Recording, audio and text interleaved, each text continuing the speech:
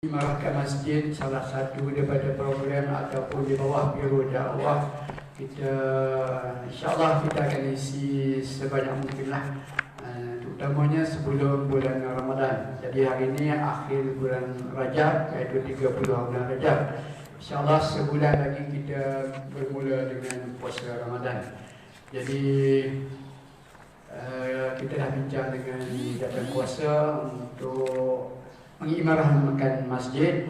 Jadi salah satunya itu ceramah ataupun kuliah duha lah pada hari ini. Jadi mungkin pada hari ini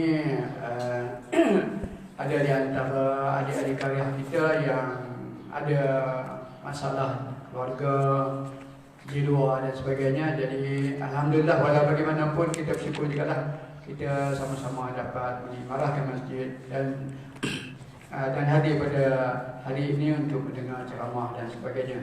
Jadi pihak jawatankuasa masjid selaku jawatankuasa lah, saya mengucapkan terima kasih kepada tuan-tuan dan puan-puan yang dirahmati Allah sekalian. Jadi untuk makluman tuan-tuan dan puan-puan, pada hari ini bersama-sama dengan kita iaitu Ustaz Nur Farid daripada Ipoh, dan saya dipahamkan oleh sahabat beliau lah, Ustaz Hidayat ni. Beliau bersama dengan Hidayat di Kolej Islam, Kolej Islam Darul Ridwan pada masa itu ya. Dan sekarang telah dinaikkan taraf kepada universiti lah, beberapa peningkatan di Kuala Kansar, di Chandra Puteri, sudah pun menjadi Universiti Sultan Azlan Shah. Jadi dari perkenalan beliau dan juga Hidayat, jadi bincang dengan saya pun bincang dengan yang kuasa. Jadi kita terus menjemputlah Ustaz Farid pada hari ini. Jadi beliau orang muda lagi, tapi dah berkahwin, dah ada pencahaya mata, dan beliau, ibu beliau ada di Greek, dan beliau di Ipoh, sekarang bertugas di Ipoh, daripada Johor tukar ke Ipoh, dan sekarang di Ipoh lah. Jadi saya rasa mungkin maklumat ataupun profil beliau lah, insyaAllah akan beliau akan sendiri sebentar lagi. Jadi dengan tidak melengahkan masa, kita pun sudah sampai pukul 9. Jadi kita mintalah pada Al-Fadhil Ustaz Farid untuk menyampaikan kuliah beliau pada hari ini. InsyaAllah kita akan berhenti sekitar 10.30 ataupun lebih sikit lah, kerana hari ini ada program di kampung kita. Selepas pada itulah pukul 11 kira-kira. Jadi dengan segala hormatnya saya persilakan Al-Fadhil Ustaz Farid.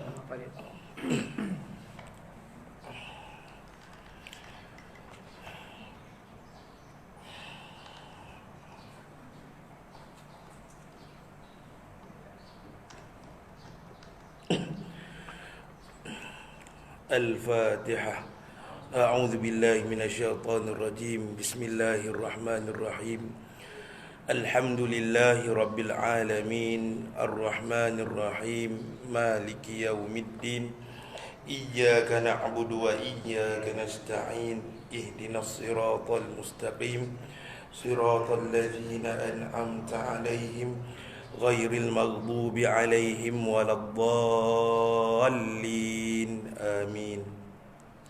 Bismillahirrahmanirrahim. Assalamualaikum warahmatullahi wabarakatuh. Alhamdulillahi rabbil alamin, wassalatu wassalamu ala ashrafil anbiya'i wal mursalin, sayyidina Muhammadin wa ala alihi wa sahbihi ajma'in.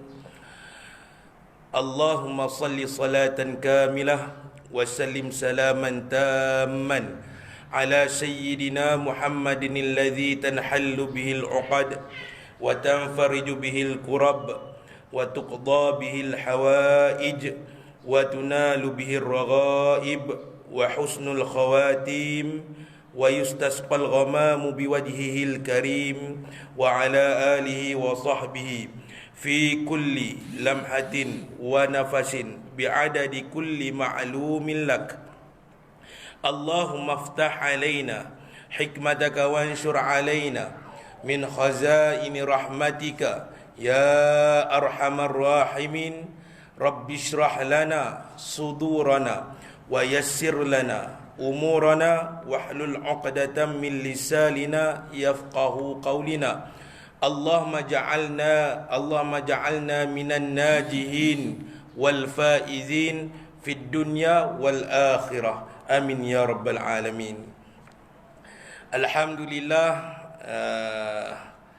marilah kita sama-sama merafakkan rasa syukur kita kepada Allah Subhanahu wa taala, Tuhan yang Maha Hidup, Tuhan yang menghidupkan, yang boleh menghidupkan sesuatu yang mati, Tuhan yang Maha mencipta daripada sesuatu yang tidak ada asalnya kepada ada, iaitu seperti kita.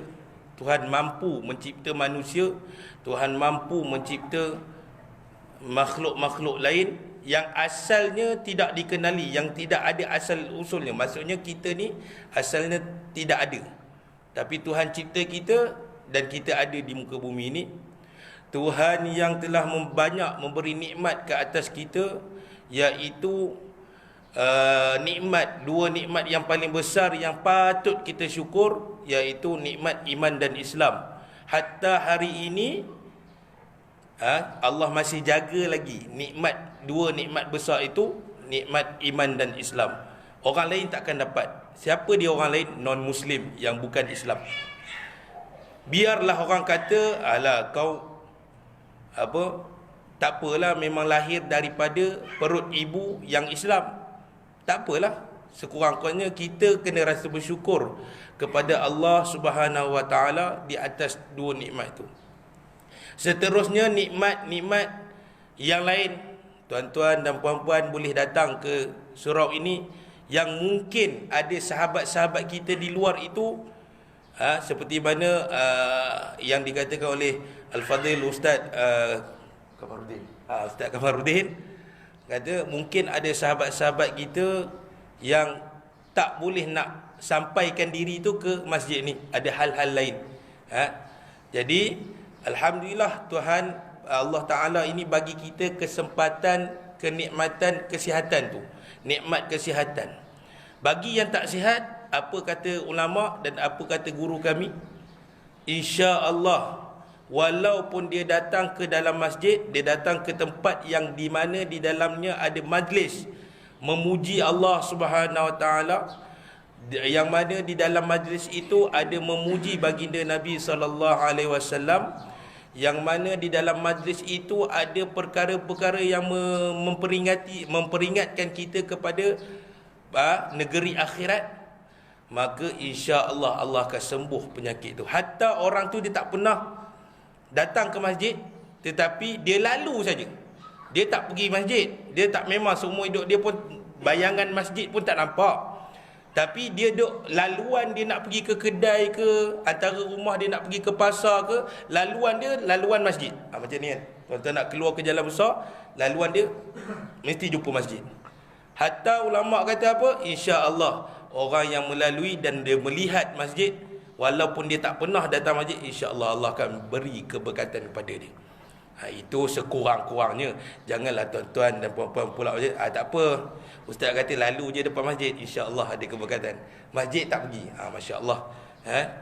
Jadi patutlah kita rasa syukur kepada Allah Subhanahu wa taala di atas nikmat-nikmat yang Allah berikan kepada kita ini, yang tidak ada sesin pun Allah minta kepada kita. Tuan-tuan dan puan-puan bila tengok barang rumah tak ada, isteri tuan-tuan minta beli bawang ke apa, pergi ke pasar lah. Jadi tuan-tuan nak dapatkan barang itu, tuan-tuan mesti buka dompet tuan-tuan, tengok cukup tak barang yang isteri aku tempah tadi nak beli. Maka tuan-tuan nak dapat satu barang tu untuk dibawa balik ke rumah, tuan-tuan perlukan keluar duit untuk bayar kepada penjual, dan barulah tuan-tuan dapat barang tersebut. Tapi dengan Allah Subhanahu wa taala, Allah tak minta sesin pun. Yang Allah minta apa? Supaya kita ikut kepada perintah Allah Subhanahu wa taala dan meninggalkan apa yang Allah larang. Jadi Allah minta yang tu. Minta itu pun bukanlah kerana apa? Bukan kerana Allah sebenarnya tak heran ada orang yang solat ke, ada orang yang tak solat ke, ada orang yang ikut perintah Allah ke, ada orang yang tak ikut perintah Allah ke, Allah tetap maha besar. Kalaulah satu dunia ni tidak ada orang yang mengikut perintah Allah, semuanya jahil, semua buat maksiat, Allah tetap maha besar. Tidak ada kekurangan pada Allah Subhanahu Wa Taala. Itu akidah kita yang kita berpegang kepada akidah Ahlus Sunnah wal Jamaah. Baik. Yang kedua, selawat dan salam ke atas baginda Nabi sallallahu alaihi wasallam, penghulu bagi sekalian Rasul. Sebab apa saya katakan penghulu bagi sekalian Rasul? Kejap lagi kita akan tengok terbuktinya baginda Nabi sallallahu alaihi wasallam ini menjadi ketua bagi para rasul dan para nabi. Apa dia? Dalam peristiwa Isra' wal Mi'raj. Kita kongsi hari ini tentang peristiwa Isra' dan Mi'raj. Dan kerana baginda lah kita di Malaysia ini sampai agama Islam. Sebab apa? Tugas Nabi, dia mengaturkan para sahabat ini untuk berhijrah daripada tempat mereka menuntut ilmu dengan Nabi. Nabi suruh berhijrah masuk ke negeri-negeri lain, sehinggalah mereka pergi buat satu negeri Islam, negara Islam. Maka sahabat-sahabat di sana belajar, sehinggalah ilmu itu turun kepada para ulama. Ulama berhijrah. Jadi ulama ni, ulama ahli sunnah ini, dia banyak ikut sunnah Nabi. Nabi berhijrah, mereka pun berhijrah. Berhijrah macam mana? Mereka tahu cara nak sebar, salah satu nak sebar agama Islam, mereka dengan cara berhijrah. Mereka dah kawal negara mereka, mereka dah dakwah negara mereka, cukup dengan itu, mereka rasa tak puas lagi dengan dakwah itu, mereka berhijrah ke negara lain, sehinggalah para ulama masuk ke dalam tanah Melayu ini, sampailah Islam tu kepada kita. Maka kita kena rasa bersyukur bahawa dengan doa Nabi, dengan titik peluh Nabi, dengan perjuangan Nabi yang banyak, kalau kita baca sejarah ataupun sirah baginda Nabi SAW ini, banyak dengan penuh kesedihan yang berlaku ke atas baginda Nabi SAW, menyebabkan hasil daripada itu sampailah Islam tu kepada kita. Tidak ada benda yang lain yang boleh memandu, yang boleh memberi petunjuk di dalam kehidupan kita, melainkan dengan berpegang teguh kepada ajaran agama Islam. Iaitu apa kata, ada satu pepatah yang mengatakan apa? Al-Islamu ya'lu wa la yu'la alaih. Islam tu tetap berada di atas, ataupun Islam itu memimpin kehidupan dan bukan kehidupan yang memimpin Islam. Hari ini kita tengok ramai kehidupan dunia, dia yang mengatur Islam. Sebenarnya Nabi dan Allah dah ajar kepada kita bahawa Islam itulah yang akan memimpin kehidupan. Kita dari pelbagai sudut, Islam dah memang lengkap untuk kehidupan kita. Jadi kita patut berterima kasih dan bersyukur kerana Allah mengaturkan, Allah memberikan kepada kita seorang Nabi, walaupun dari segi bilangan Nabi lah antara Nabi yang terakhir, bukan antara, Nabi lah Nabi yang terakhir yang diutuskan, dan selepas wafatnya Nabi tidak ada Nabi dah. Maka mukjizat ataupun kelebihan yang ada pada Nabi, maka Allah menjadikan Nabi itu orang yang paling mulia di muka bumi, dan dia menjadi ketua bagi para rasul dan para anbiya. Kalau Nabi Adam gelarannya Abul Anbiya, bapa bagi segala nabi. Itu Nabi Adam alaihissalam. Dan kejadian-kejadian yang terjadi kepada baginda Nabi SAW ini adalah gambaran ataupun senang cerita, kita nak faham apa yang terjadi kepada para nabi terdahulu. Contoh kita kata Nabi Yusuf alaihissalam, seorang yang tampan dan menawan, handsome lah. Sehingga kan Allah menceritakan di dalam Al-Quran, bila mana perempuan-perempuan yang melihat Nabi Yusuf berjalan di hadapan mereka, terhirislah tangan mereka. Mereka tak sedar pun tengok ketampanan Nabi Yusuf AS ni, sehingga mereka tengah potong sayur ke bawang ke, mereka tak sedar, mereka menghiris sekali jari-jari mereka. Maka bila datang Nabi SAW, ulama mengatakan bukan sekadar bila perempuan melihat baginda Nabi SAW terhiris tangan, bahkan hati-hati mereka juga terhiris kerana takjub sangat dengan ketampanan baginda Nabi SAW. Maka kita banyakkan berselawat ke atas Nabi SAW. Nabi menyebut di dalam hadisnya yang bermaksud, barang siapa yang banyak selawat ke atasku, kalau sekali dia selawat ke atasku, maka Allah akan selawat ke atasnya 10 kali. Selawat ni apa maksud tuan-tuan? Selawat ini maknanya doa. Maknanya kalau selawat itu datang daripada Allah Subhanahu Wa Taala, Allah memberi rahmat kepada kehidupan kita.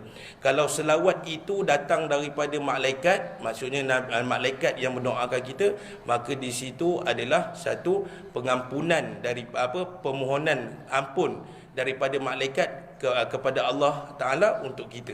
Jadi kita perlu banyakkan selawat ke atas baginda Nabi sallallahu alaihi wasallam. Itu yang kedua. Yang ketiga, saya yang dihormati barisan AJK masjid daripada pengurusi dan AJK-nya, dan tidak dilupakan hadirin hadirat yang dirahmati oleh Allah sekalian. Yang ada di hadapan saya ni semua boleh kata pangkat ayah-ayah dan ibu-ibu saya. Umur saya lebih muda daripada Ustaz Hidayat. Saya berumur 30 tahun. Saya cerita sikit tentang diri saya. Saya mula pengajian saya ataupun saya bersekolah di sekolah SK Methodist Tanjung Rambutan, sekolah Kristian. Sekolah Kristian masa itu di Tanjung Rambutan hanya ada 2 buah sekolah. Sekolah Kebangsaan Tanjung Rambutan dan Sekolah Kebangsaan Methodist Tanjung Rambutan. Jadi arwah ayah saya masukkan saya di SK Methodist Tanjung Rambutan. Di situ tiap-tiap pagi kami wajib menyanyikan lagu yang dinyanyikan oleh orang-orang Kristian di dalam gereja pagi-pagi. Jadi doktrin pemikiran, bukan kata pemikiran Kristian, tidak, pemikiran yang dimasukkan oleh sekolah itu ke dalam murid-murid ni terlalu pekat. Wajib tiap-tiap hari menyanyikan lagu-lagu yang dinyanyikan oleh orang Kristian di dalam gereja. Lepas tu saya melanjutkan pelajaran di sekolah menengah di Madrasah Idrisiah Bukit Candan, Kuala Kangsar, berdepan dengan Masjid Umbudiah tu. Selama 5 tahun habis sampai tingkatan 5. Selepas tu barulah masuk di KISDA. Dulu nama dia KISDA, Kolej Islam Darul Ridwan. Saya dengan Ustaz Hidayat sempat 2 kampus. Satu, mula-mula kami bertapak di Ipoh lah. Kalau di Ipoh tu di sebelah tempat lumba kuda. Tu. Kemudian setahun tak sampai setahun barulah berpindah ke Kuala Kangsar. Sekarang ni dah tukar nama kepada USAS. Selama 3 tahun saya ambil bidang syariah, Ustaz Hidayat ambil Usuluddin. Kemudian habis tu Allah beri peluang kepada saya untuk melanjutkan pelajaran ke Bumi Anbiya, Bumi Syam, iaitu Jordan, dan alhamdulillah kami ditempatkan di satu perkampungan. Maksudnya universiti kami tu, universiti yang saya belajar tu adalah di satu tempat yang tercatat dalam sirah baginda Nabi SAW, iaitu di satu perkampungan yang bernama Mu'tah. Kalau dalam sejarah Islam, dalam sirah Nabi SAW, ada satu peperangan yang Nabi tak sertai, Nabi tak join pun peperangan itu, iaitu peperangan Mu'tah, yang mana ketika itu Nabi berada di bandar Madinatul Munawwarah sebelum tentera Islam tu pergi ke perkampungan Mu'tah ni. Nabi duduk macam inilah, Nabi bagi tazkirah dan Nabi kata kita akan hantarkan tentera Islam seramai 3,000 orang untuk pergi berperang dengan orang-orang Kristian di Mu'tah yang ramainya tentera Kristian tu seingat saya 200,000 orang. Maka dalam ceramah Nabi tu, dalam tazkirah Nabi tu, Nabi sebut, okey, wahai kamu 3 orang, Nabi sebut nama daripada sahabat, iaitu Ja'far bin Abi Talib, Abdullah bin Rawahah dan Zaid bin Harithah. Nabi sebut 3 orang sahabat ni. Nabi kata, wahai sahabat, Nabi sebut satu-satu, sampai dia Mu'tah, ketua perang yang pertama kamu. Selepas itu bila engkau wafat di medan perang, kamu pula yang kedua. Selepas tu kamu akan wafat di medan perang, barulah yang ketiga. Semua sahabat ketika tu yang disebut 3 orang itu, dia jadi ragu-ragu. Ragu-ragu tu bukan takut ke apa, dia kata, ish, Nabi cakap selepas aku dia pula, selepas dia pula. Maksudnya bila Nabi cakap macam tu, confirm 3 orang ni akan wafat di medan perang. Sebab Nabi sebut, Allah sebut dalam Al-Quran, apa yang terkeluar daripada mulut Nabi ini, wa ma yantiku anil hawa in huwa illa wahyu yuha. Semua yang terkeluar daripada mulut Nabi ini merupakan wahyu daripada Allah Subhanahu Wa Taala. Maka isyarat Nabi ceritakan kepada sahabat ni, kamu dulu, lepas tu kamu, lepas tu kamu, maka isyarat tu isyarat betul, satu wahyu daripada Allah Subhanahu Wa Taala. Maka pergi perang memang betul, sahabat pertama meninggal, sahabat kedua meninggal, dan sahabat ketiga pun meninggal. Ketika tu Nabi duduk di Madinah. Nabi duduk macam ni, Nabi cerita umpama ada skrin TV di belakang. Peperangan di Mu'tah berlaku. Saya alhamdulillah Allah beri kesempatan juga untuk menunaikan umrah. Perjalanan daripada Jordan nak sampai ke bumi Mekah Al-Mukarramah 20 jam. Naik bas. Naik bas sampai tayar bas pun pancit di pertengahan jalan lah. Maka bayangkan dulu sahabat Nabi naik unta, naik kuda semua, berapa bulan nak sampai kan ke Mu'tah. Maka Nabi duduk, umpama Nabi duduk di Madinah Al-Munawwarah, ketika tu perang di Mu'tah sedang berlaku. Nabi boleh cerita, okey sekarang ni Zaid bin Harithah dah meninggal. Sekarang ni diganti ketua perangnya oleh Abdullah bin Rawahah. Rawahah pun dah meninggal, diganti oleh Ja'far bin Abi Talib. Nabi cerita kat sahabat-sahabat di Madinah Munawwarah. Hebat ni Nabi, salah satu mukjizat Nabi sallallahu alaihi wasallam. Jadi tuan-tuan dan puan-puan, hari ini tanggal hari yang terakhir di dalam bulan Rajab. Bulan Rajab ini satu bulan yang penuh dengan keberkatan, yang Allah turunkan, yang Allah jadikan di dalam bulan Rajab ini satu peristiwa yang sangat besar, yang mana peristiwa ini tidak boleh digambarkan oleh akal fikiran. Kita sebagai yang berpegang kepada akidah Ahlus Sunnah wal Jamaah, tuan-tuan yang selalu datang ke masjid untuk solat Jumaat, dalam teks khutbah Jumaat pastinya pada khutbah yang kedua, pastinya Tok Imam akan baca baca apa? Marilah kita sama, lebih kurang ayat dia, marilah kita sama-sama berpegang kepada akidah yang berlandaskan kepada akidah Ahlus Sunnah wal Jamaah. Jadi di dalam bulan Rajab ini Allah jadikan satu peristiwa kepada baginda Nabi SAW, dan peristiwa itu kata As-Sayyid Muhammad Alawi Al-Maki, seorang ulama Mekah yang ketika itu, dan dia merupakan zuriah ataupun pewaris dari sudut keturunan Rasulullah SAW. Beliau mengatakan dalam kitabnya Al-Anwar Al-Bahiyah, ini merupakan peristiwa Isra' wal Mi'raj ini merupakan salah satu daripada khususiat Nabi SAW. Maksudnya khususiat Nabi SAW ini apa? Khusus untuk baginda Nabi SAW. Tidak pernah terjadi kepada para Nabi yang terdahulu. Dan yang kedua, peristiwa Isra' wal Mi'raj ini terjadi di luar akal fikiran manusia. Manusia tak boleh pilih, tak boleh fikir langsung. Betul ke?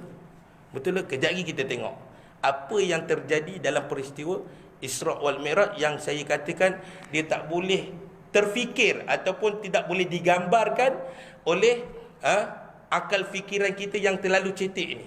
Allah ciptakan akal fikiran kita ada had dia. Kalau kata kita dah tak boleh fikir, ada satu masalah kan, ada satu masalah yang timbul dalam diri kita, tiba-tiba sampai satu tahap kita tak boleh fikir, setakat tu je lah. Kalau kita fikir kejap lagi mulalah darah tinggi naik, kejap lagi tak sihat lah, kejap lagi sakit lah, macam tu. Had kita berfikir sampai di situ je. Maka kejadian-kejadian yang terjadi kepada baginda Nabi SAW, kata ulama, mukjizat yang paling besar yang terjadi kepada baginda Nabi sallallahu alaihi wasallam, yang paling besar adalah penurunan Al-Quran kepada baginda Nabi sallallahu alaihi wasallam. Itu tidak boleh dinafikan. Kalau Syiah, mereka mengatakan, orang yang menganut agama Syiah, mereka mengatakan bahawa Al-Quran yang kita pegang sekarang, yang kita baca sekarang, yang kita dengar sekarang ini bukanlah Al-Quran yang asli.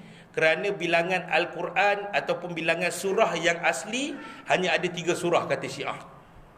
Mereka ni tak tahu, mereka ambil pengajaran Al-Quran tu dari mana pun kita tak tahu.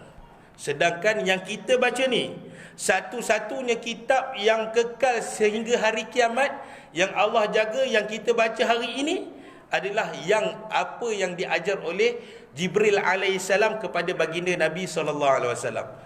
Itu yang salah satu bukti yang mengatakan agama Islam ni benar. Selain daripada ayat Al-Quran yang Allah mengatakan innad dina indallahil Islam, sesungguhnya agama yang benar di sisiku tidak ada agama lain kecuali agama Islam. Bila kita kata agama Islam, kita kena ikutlah. Kita dah tahu dia benar, kita kena ikut apa yang dilandaskan oleh Allah Subhanahu Wa Taala, dan apa yang Nabi suruh kita buat, kita kena ikut. Maka siapa yang hatta bila mana dalam bab akidah, ni dia ketat sikit, dia disiplin dia sangat ketat. Kerana apa? Kerana kalau kita terpesong dari segi percakapan, ataupun dari segi perbuatan anggota badan kita, ataupun dari segi dalam hati kita, kita tak cakap kat mulut, kita tak buat dengan anggota badan kita, tapi dalam hati kita, maka boleh terkeluar daripada agama Islam. Contohlah, ni belum masuk lagi Isra' Mi'raj. Contoh, kita nak bagi gambaran dulu akidah ataupun mukjizat yang Nabi bawa dan sebarkan kepada kita. Kita dapat ilmu yang Nabi belajar daripada Jibril alaihissalam, nak bagi tahu kepada kita semua yang manakah ajaran yang betul yang dibawa oleh baginda Nabi SAW. Maka contoh, saya ambil contoh, ada satu golongan yang mengatakan Allah duduk di atas arasy. Contoh kan, memang Allah sebut dalam Al-Quran Ar-Rahmanu 'alal arsy istawa. Memang Allah sebut dalam Al-Quran, dalam ayat Al-Quran itu Allah sebut Ar-Rahmanu 'alal arsy istawa. Ar-Rahman ni Allah Subhanahu Wa Taala, 'alal arsy istawa, duduk di atas, beristiwa ataupun duduk di atas arasy. Duduk ni tuan-tuan, kita tuan-tuan sekarang ni duduk. Kejap lagi dah lama sikit, mulalah sengit sikit, termasuk saya. Kejap lagi duduk lama pun sakit pinggang, kena berdiri juga. Duduk dan berdiri itu adalah sifat lemah yang Allah ciptakan kepada kita. Maka makhluk ini Allah cipta, di dalam makhluk ini, dalam diri makhluk ini ada sifat lemah. Allah mustahil bersifat dengan sifat lemah. Maka duduk tu tak layak bagi Allah Subhanahu Wa Taala. Maka akidah ahli sunnah mengajar macam mana? Dimaksudkan ayat Ar-Rahmanu 'alal arsy istawa itu maksudnya apa? Allah berkuasa di atas makhluknya yang bernama arasy. Sebab apa Allah yang kawal arasy? Kalaulah kita kata Allah duduk di atas arasy. Arasy ni makhluk, tuan-tuan. Makhluk yang paling besar yang Allah ciptakan adalah nama dia arasy. Kata guru kami sekarang melalui hadis Nabi, bukan dia kata, dia ambil daripada hadis Nabi, dan dia ceritakan kepada kami arasy hari ini dipikul oleh 4 malaikat arasy yang dipanggil nama mereka itu malaikat hamalatul arsy, malaikat yang memikul arasy itu. Kebesaran ciptaan malaikat arasy ini, dia ada 1,200 sayap kanan dan 1,200 sayap kiri. Dan yang duduk di bawah salah satu sayap malaikat arasy ni adalah malaikat rahmat. Malaikat rahmat ni dia mempunyai 600 sayap kanan dan 600 sayap kiri. Dan yang duduk di bawah salah satu sayap malaikat rahmat ini adalah malaikat Jibril. Malaikat Jibril ni kalau kita tengok Uish, ini malaikat yang memang besar ni, sebab dia peluk Nabi. Bila dia peluk Nabi, masa Nabi nak dapat wahyu yang pertama tu, sampai Nabi tenggelam, tak nampak pun kepala Nabi. Besarnya malaikat Jibril ni. Maka malaikat Jibril pun kata, ya Rasulullah, aku ni kecil je, aku duduk bawah malaikat rahmat. Malaikat rahmat ni 600 sayap, 6 kanan dan kiri, 600 jadi 1200. Malaikat rahmat duduk di bawah malaikat salah satu sayap malaikat Arash, yang di sebelah kanannya ada 1200 sayap dan kirinya ada 1200 sayap. Maka malaikat Jibril duduk di bawah malaikat salah satu sayap malaikat rahmat, yang mana malaikat Jibril ini ada 300 sayap kanan dan 300 sayap kiri. Ini hadis sahih. Dan dikatakan oleh para ulama, kalaulah malaikat Jibril dia membuka salah satu sayap, katalah dia buka sayap kanan. Tadi saya kata kanan ataupun sayap kanan bagi malaikat Jibril ada 300, kiri pun 300. Dia buka salah satu daripada sayap kanan. Jadi yang tak buka tinggal 299 sayap. Yang kiri masih kekal 300. Dia buka satu je, maka gelap seluruh planet ni. Bayangkan malaikat Jibril dia buka satu sayap, apa? Dah gelap seluruh planet, bukan bumi, seluruh planet tak nampak apa, gelap gelita. Kalau malaikat rahmat buka yang 600, kalau malaikat Arash buka, Masya Allah, tak tahu, hancur kot. Sebab malaikat Jibril ketika perang Badar, malaikat perang Badar, tentera Islam seramai 313 orang melawan tentera musyrikin Mekah 1000 orang. Yang ketika itu bila berlangsungnya peperangan Badar, ada 2 orang Yahudi, dia duduk di atas bukit, dia tengok dekat bawah tu sedang berlangsungnya peperangan Badar antara tentera Rasulullah dengan tentera musyrikin Mekah. Maka tiba-tiba 2 orang yang duduk di atas bukit tu pengsan dan mati. Yang tiba-tiba pelik.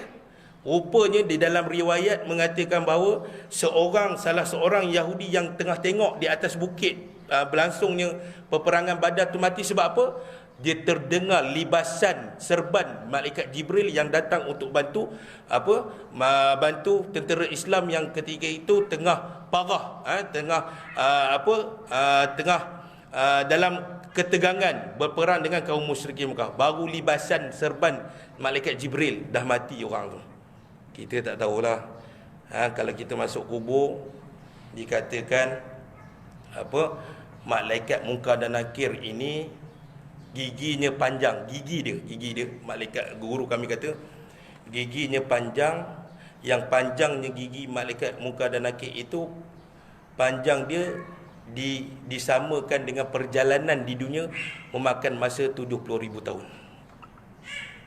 Dan suara dia bila ditanya kita, ma rabbuka, siapa Tuhan kamu, man nabiyuka, bila dia nak tanya jenazah di dalam kubur tu, bukan tanya selok-selok, bukan macam kita tanya kat cucu kita, cu nak beli apa, bukan.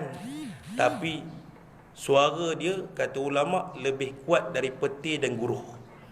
Masya Allah. Itu dalam keadaan normal, yang bila mana Munkar dan Nakir datang untuk bertanya kepada mayat di dalam kubur, itu keadaan normalnya. Masya Allah, kita takut. Jadi apa yang terjadi kepada baginda SAW ini bukan kebanyakan, memang tidak dapat difikirkan oleh akal fikiran kita.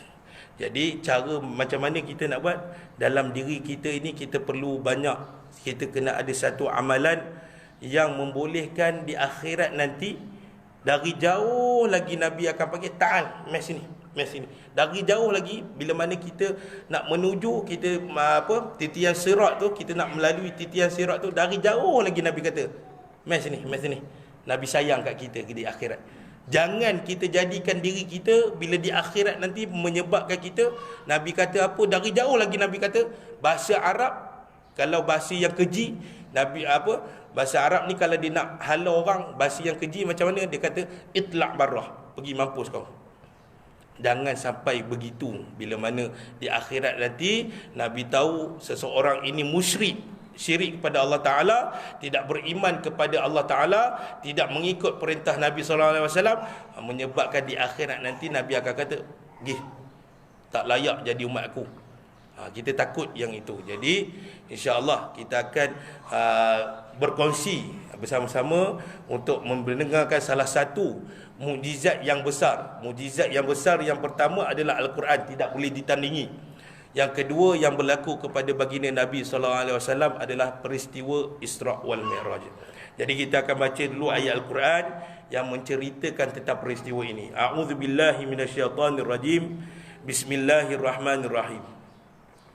Subhanalladzi asra bi'abdihi laylan minal masjidil haram من المسجد الحرام إلى المسجد الأقصى الذي باركنا حوله لنريه من آياتنا إنه هو السميع البصير. Allah berfirman dalam surah Al-Isra ayat yang pertama dengan maksudnya, Maha suci Tuhan yang menjalankan dengan hambanya Muhammad. Hambanya siapa? Nabi, baginda Nabi SAW, pada malam daripada Masjidil Haram, pada satu malam bermula di Masjidil Haram dekat Kaabah tu, dan kepada Masjidil Aqsa sampai ke Palestin, yang kami berkatkannya sekeliling supaya perlihatkan dia beberapa tanda ajaib daripada kuasa kami. Kuasa kami itu Allah. Sebab apa Allah dalam ayat Al-Quran, Allah kadang-kadang Allah guna aku seorang lah, kadang-kadang Allah guna kami macam banyak. Sebab apa?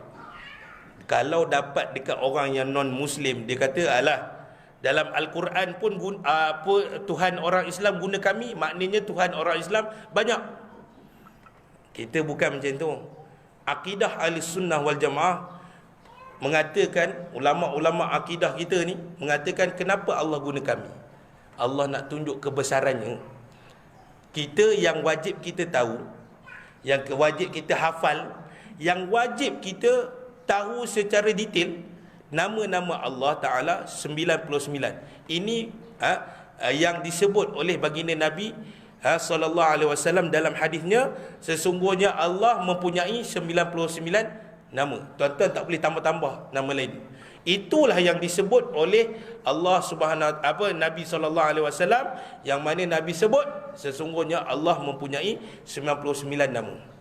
Dan kami, Allah guna kami itu sebab apa? Sebab Allah nak bagi tahu kekuasaannya sangat luas yang tidak dapat ditandingi oleh kuasa-kuasa lain.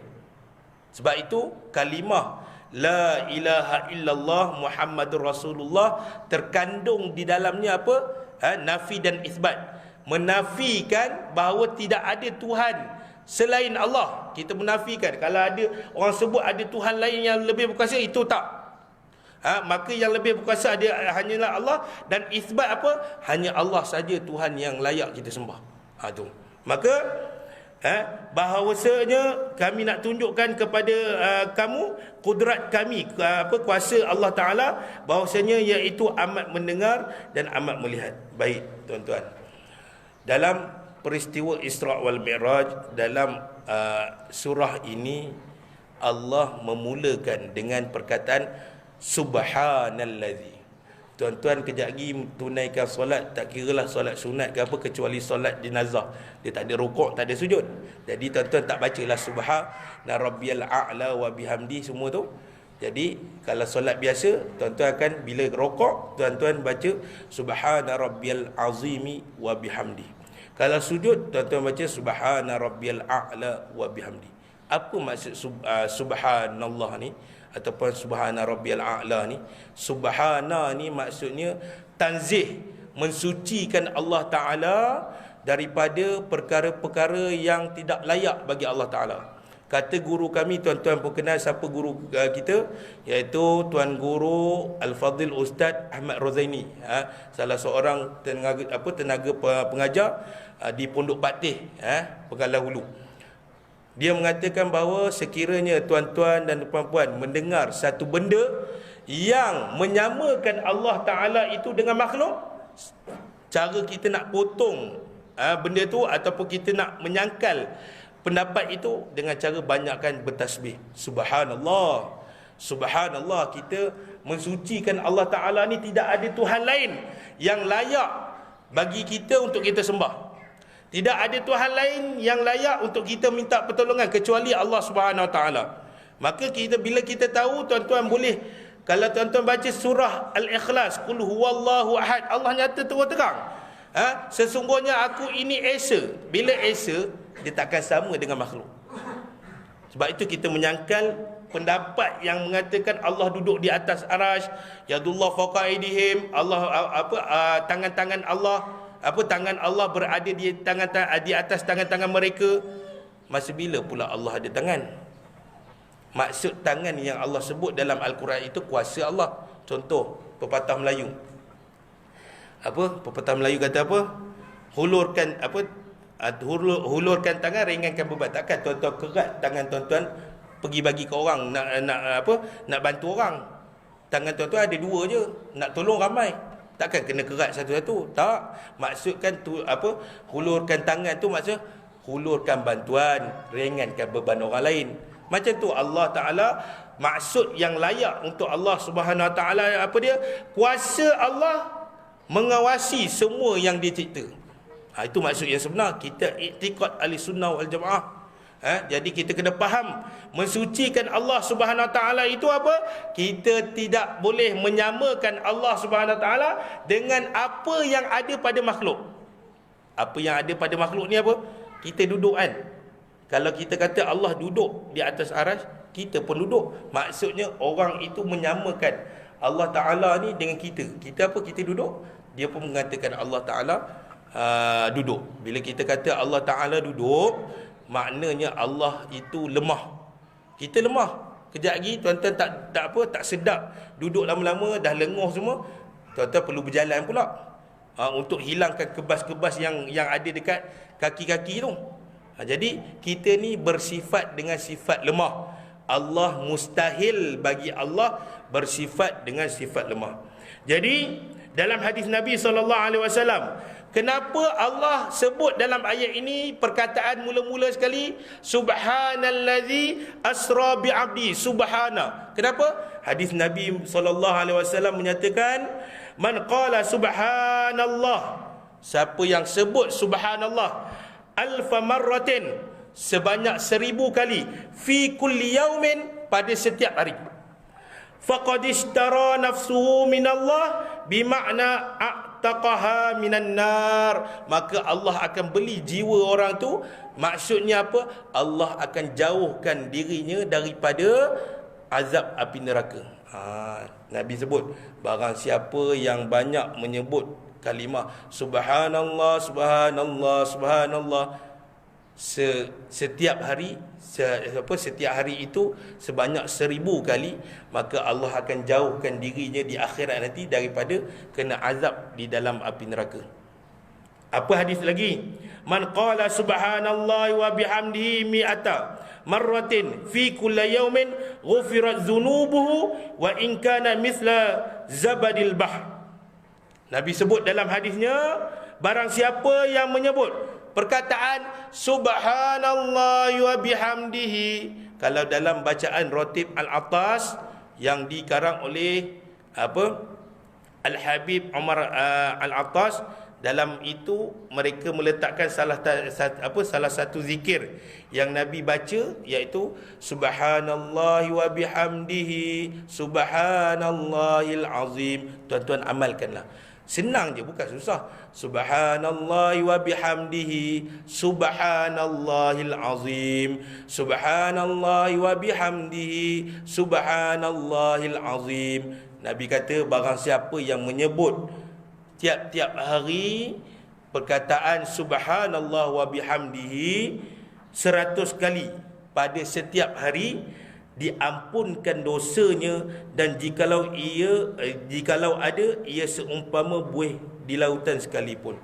Maksudnya bila kita sebut tasbih kepada Allah Ta'ala dengan niat kita nak mensucikan Allah Subhanahu Wa Ta'ala ini daripada sifat-sifat lemah, maka Allah akan ampunkan dosanya, seluruh dosanya lah Allah akan ampunkan. Maknanya bila Allah ampunkan, Allah merahmati hidup kita, Allah meredai hidup kita, maka insya-Allah tempat kita adalah di belakang Nabi untuk masuk ke dalam syurga. Dalam hadis lain Nabi sebut kalimatan khafifatan, iaitu Nabi sebut dalam hadis Nabi au kama qala, Nabi sebut dua kalimah yang yang ringan, yang mudah untuk disebut. Nabi sebut dalam hadis adalah subhanallah walhamdulillah wala ilaha illallah. Kalimah yang paling mudah untuk disebut, Nabi kata, dan mudah untuk kita dapat pahala. Itu antaranya. Jadi dalam ayat ini Allah turunkan nak menceritakan peristiwa Isra. Allah mulakan dengan subhanallah, subhanallazi asra bi'abdihi, nak menyatakan bahawa tidak ada Tuhan lain yang mampu untuk buat satu peristiwa yang lebih dahsyat daripada peristiwa Isra wal Mi'raj. Maka Allah saja yang mampu buat peristiwa yang ajaib, yang tidak boleh difikirkan oleh akal fikiran manusia. Hanya Tuhan yang Maha Esa saja yang boleh buat peristiwa ni. Dan terbukti.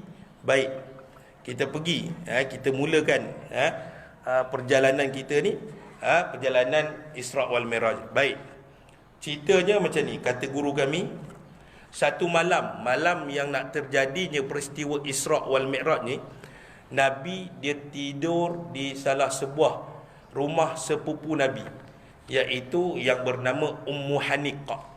Ummu Haniqah ini adalah adik-beradik kepada Sayyidina Ali karamallahu wajhah. Sahabat Nabi yang besar ada 4, Sayyidina Abu Bakar, Sayyidina Umar, Sayyidina Uthman dan Sayyidina Ali karamallahu wajhah. Sayyidina Ali ini merupakan sepupu Nabi dan merupakan menantu Nabi. Sebab apa? Dia berkahwin dengan anak Nabi, iaitu bernama Sayyidatina Fatimah.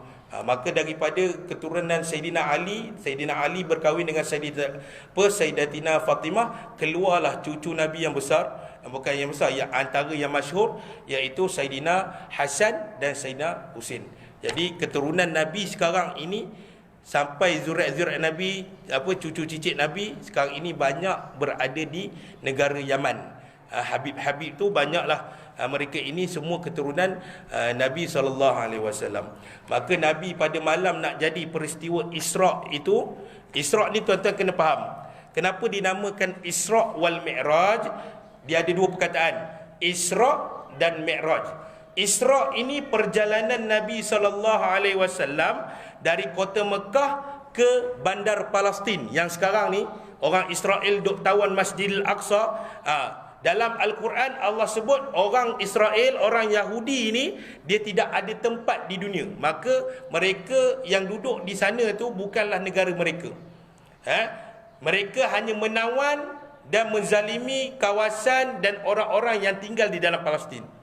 Maka Isra ini perjalanan darat, bukan perjalanan Nabi naik ke langit.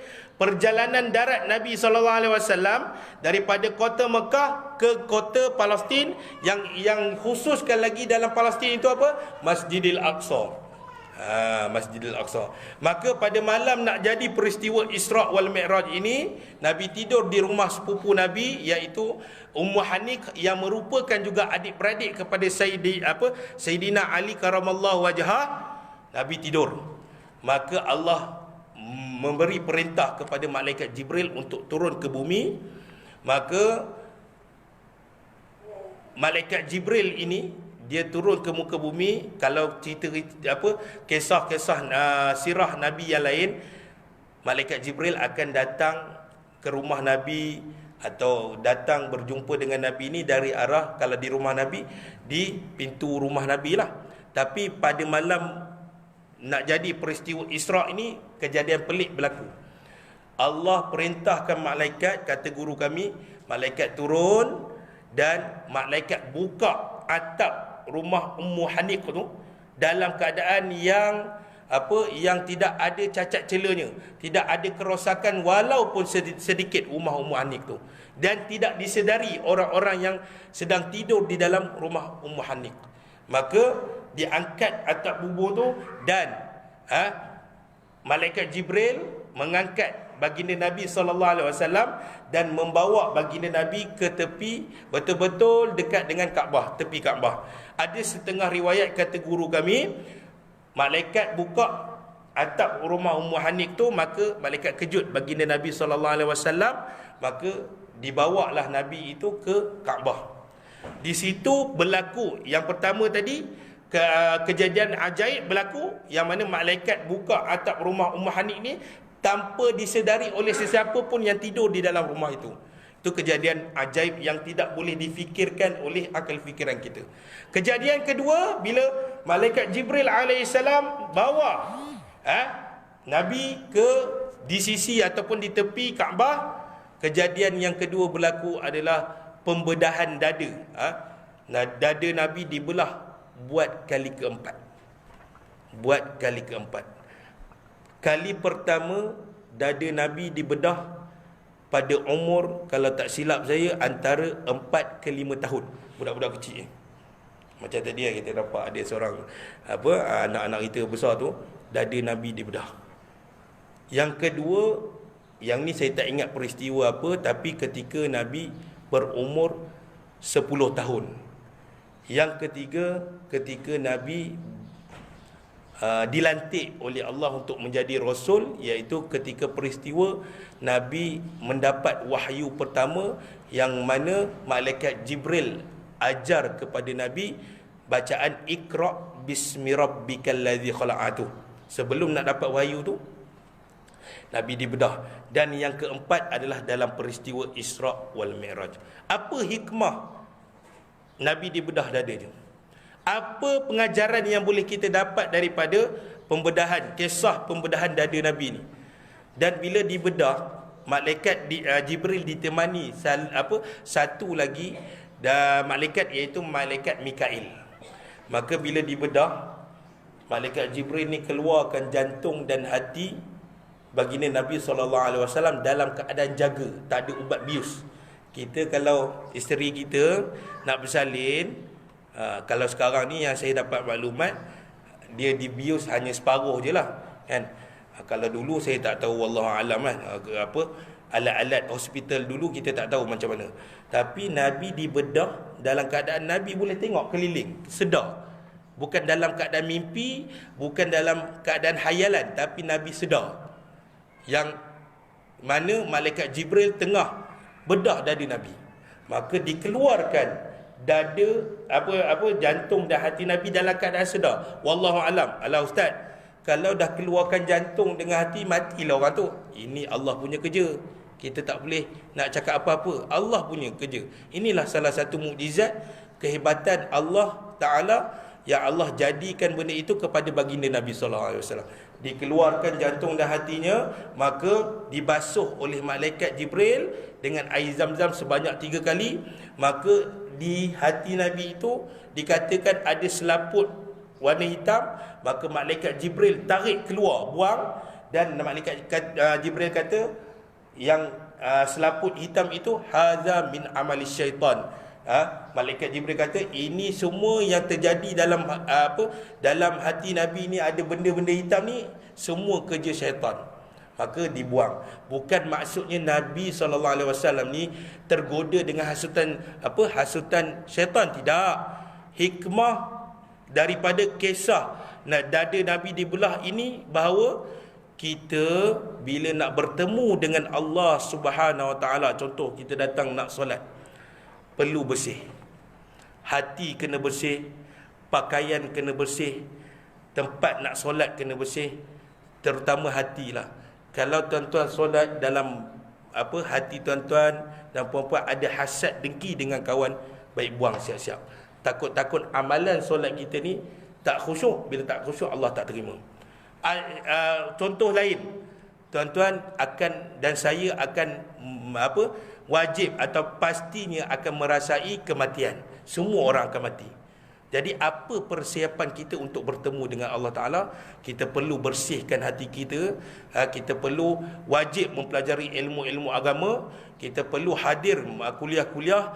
Perlu buat benda-benda baik. Bersihkan hati kita ni daripada segala kekotoran. Maka insya-Allah bila kita mati dalam keadaan yang husnul khatimah. Itu pengajaran yang kita boleh dapat daripada kisah dada Nabi dibelah. Bukan nak cerita Nabi ni dulu buat dosa, tidak. Kisah tu nak cerita kat kita sebenarnya. Benda yang terjadi kepada Nabi SAW ni semua nak cerita sebagai pengajaran bagi kita, umat akhir zaman yang selalu buat dosa. Tiap-tiap hari, tiap-tiap saat, tiap-tiap minit buat dosa. Baik, selesai.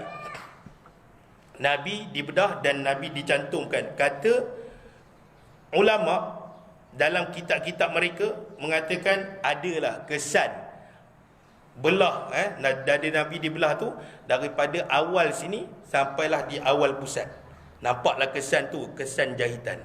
Maka bila Nabi dah diselesaikan, malaikat Jibril dah selesaikan kisah pembedahan tu, maka Allah hantar kenderaan VIP untuk Nabi.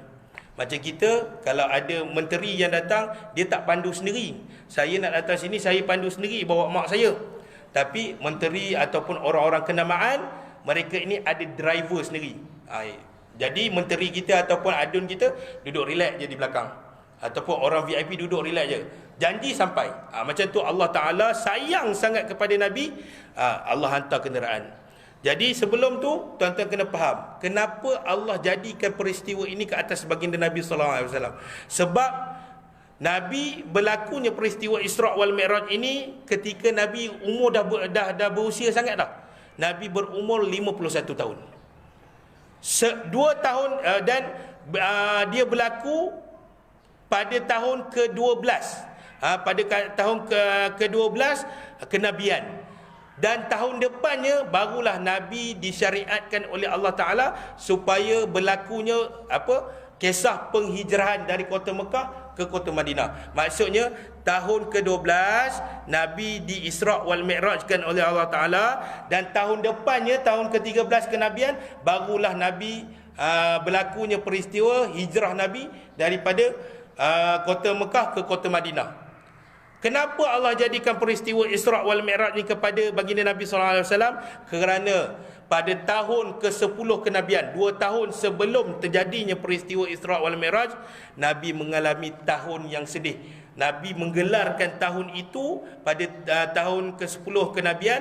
Nabi menggelarkan tahun itu adalah tahun kesedihan. Sebab apa sedih? Sebab Nabi SAW kehilangan 2 orang yang amat Nabi sayang. Iaitu pertamanya kehilangan bapa saudaranya Abu Talib, yang mana dalam riwayat mengatakan akhir hayat Abu Talib ini mati dalam keadaan kekufuran. Nabi dah ajar, wahai bapa saudaraku, dalam hadis Nabi sebut yang bermaksud, wahai bapa saudaraku tengah nazak ni, Abu Talib tengah nazak, Nabi ajar, sebutlah la ilaha illallah, moga-moga bila kau sebut Allah selamatkan kamu. Maka datang Abu Jahal.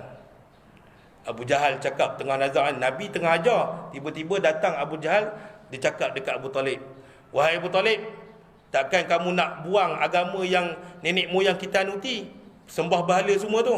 Maka tak sempat, mungkin dia nak sebut la ilaha illallah, tapi Allah takdirkan dia mati dalam keadaan tidak menyebut kalimah la ilaha illallah. Nabi sayang Abu Talib, satu-satunya bapa saudara Nabi yang tidak beriman kepada Nabi, tapi dia tolong dakwah Nabi.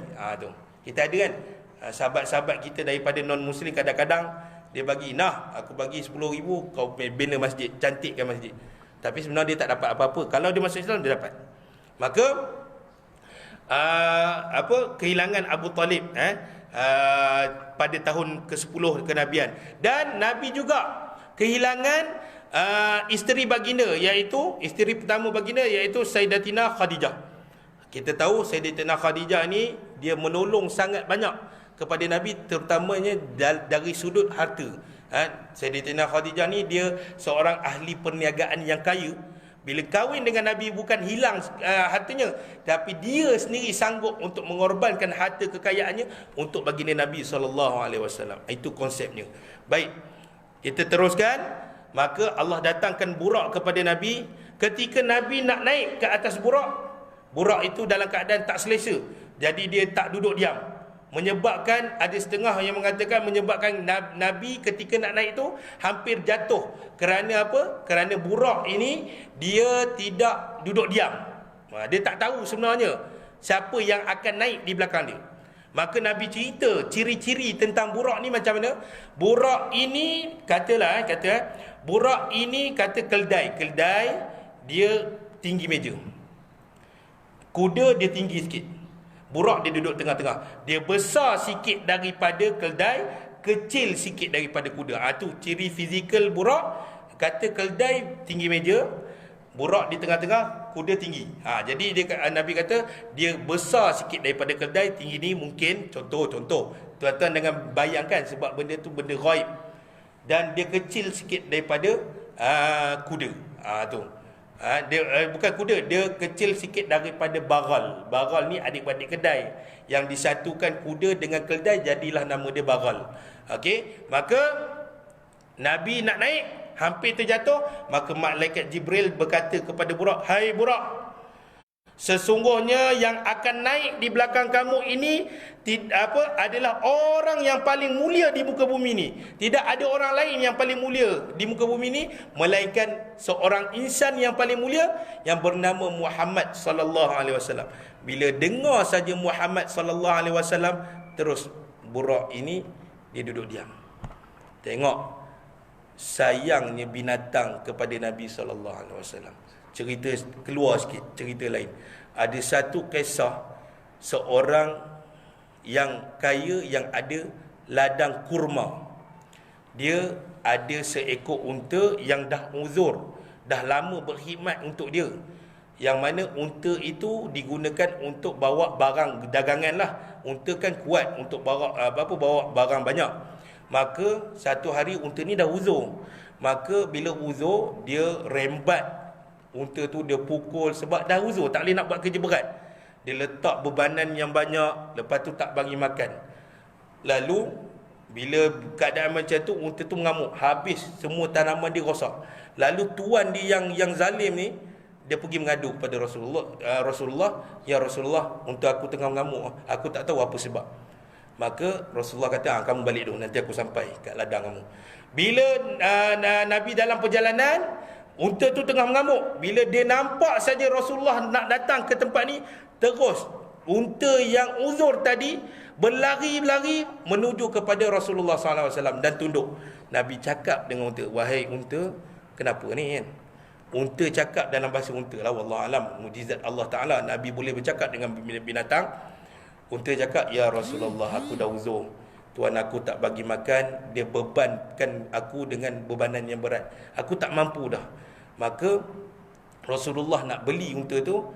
Maka bila mana tuan ladang itu mendengar Rasulullah nak beli, dia kata, "Tak payah Rasulullah, aku hadiahkan unta ni." Bila mana unta itu duduk dengan Rasulullah, unta itu jugalah yang Rasulullah naik untuk pergi berperang. Asalnya uzur, tapi bila duduk dengan Rasulullah SAW, unta itu jadi sihat dan boleh bawa pergi perang. Tengok mujizat Nabi SAW. Maknanya binatang pun kasih dan sayang kepada baginda Nabi SAW. Maka berjalanlah Nabi SAW naik burak, dan di dalam perjalanan itu sebelum sampainya ke Palestin, bermula dari Mekah, sebelum sampainya Palestin, Nabi berhenti di satu tempat yang bernama Yathrib, yang hari ini bernama apa dia? Madinatul Munawwarah. Di situ sampai saja di Madinah, malaikat Jibril perintahkan kepada Nabi, "Ya Rasulullah, turun daripada burak tu, solat 2 rakaat." Kejap lagi saya bagi tahu apa hikmah malaikat Jibril suruh Nabi turun daripada burak dan solat 2 rakaat. Maka Nabi dah selesaikan solat 2 rakaat, Nabi naik burak, diteruskan perjalanannya lagi, dan Nabi berhenti satu tempat lagi, iaitu bernama Madian. Madian ini ulama mengatakan bahawa ia adalah kota yang dikuasai oleh Nabi Syuaib alaihissalam. Saya tak tahulah benda tu betul ke tempat Madian, tapi bila saya pergi belajar di sana, saya ada sempatlah untuk pergi ke satu tempat yang dikatakan Madian. Madian ni kawasan dia bukit bukau yang tinggi. Kalau orang yang duduk di atas bukit tengok ada pengembala kambing di bawah tu, umpama kita tengok semut.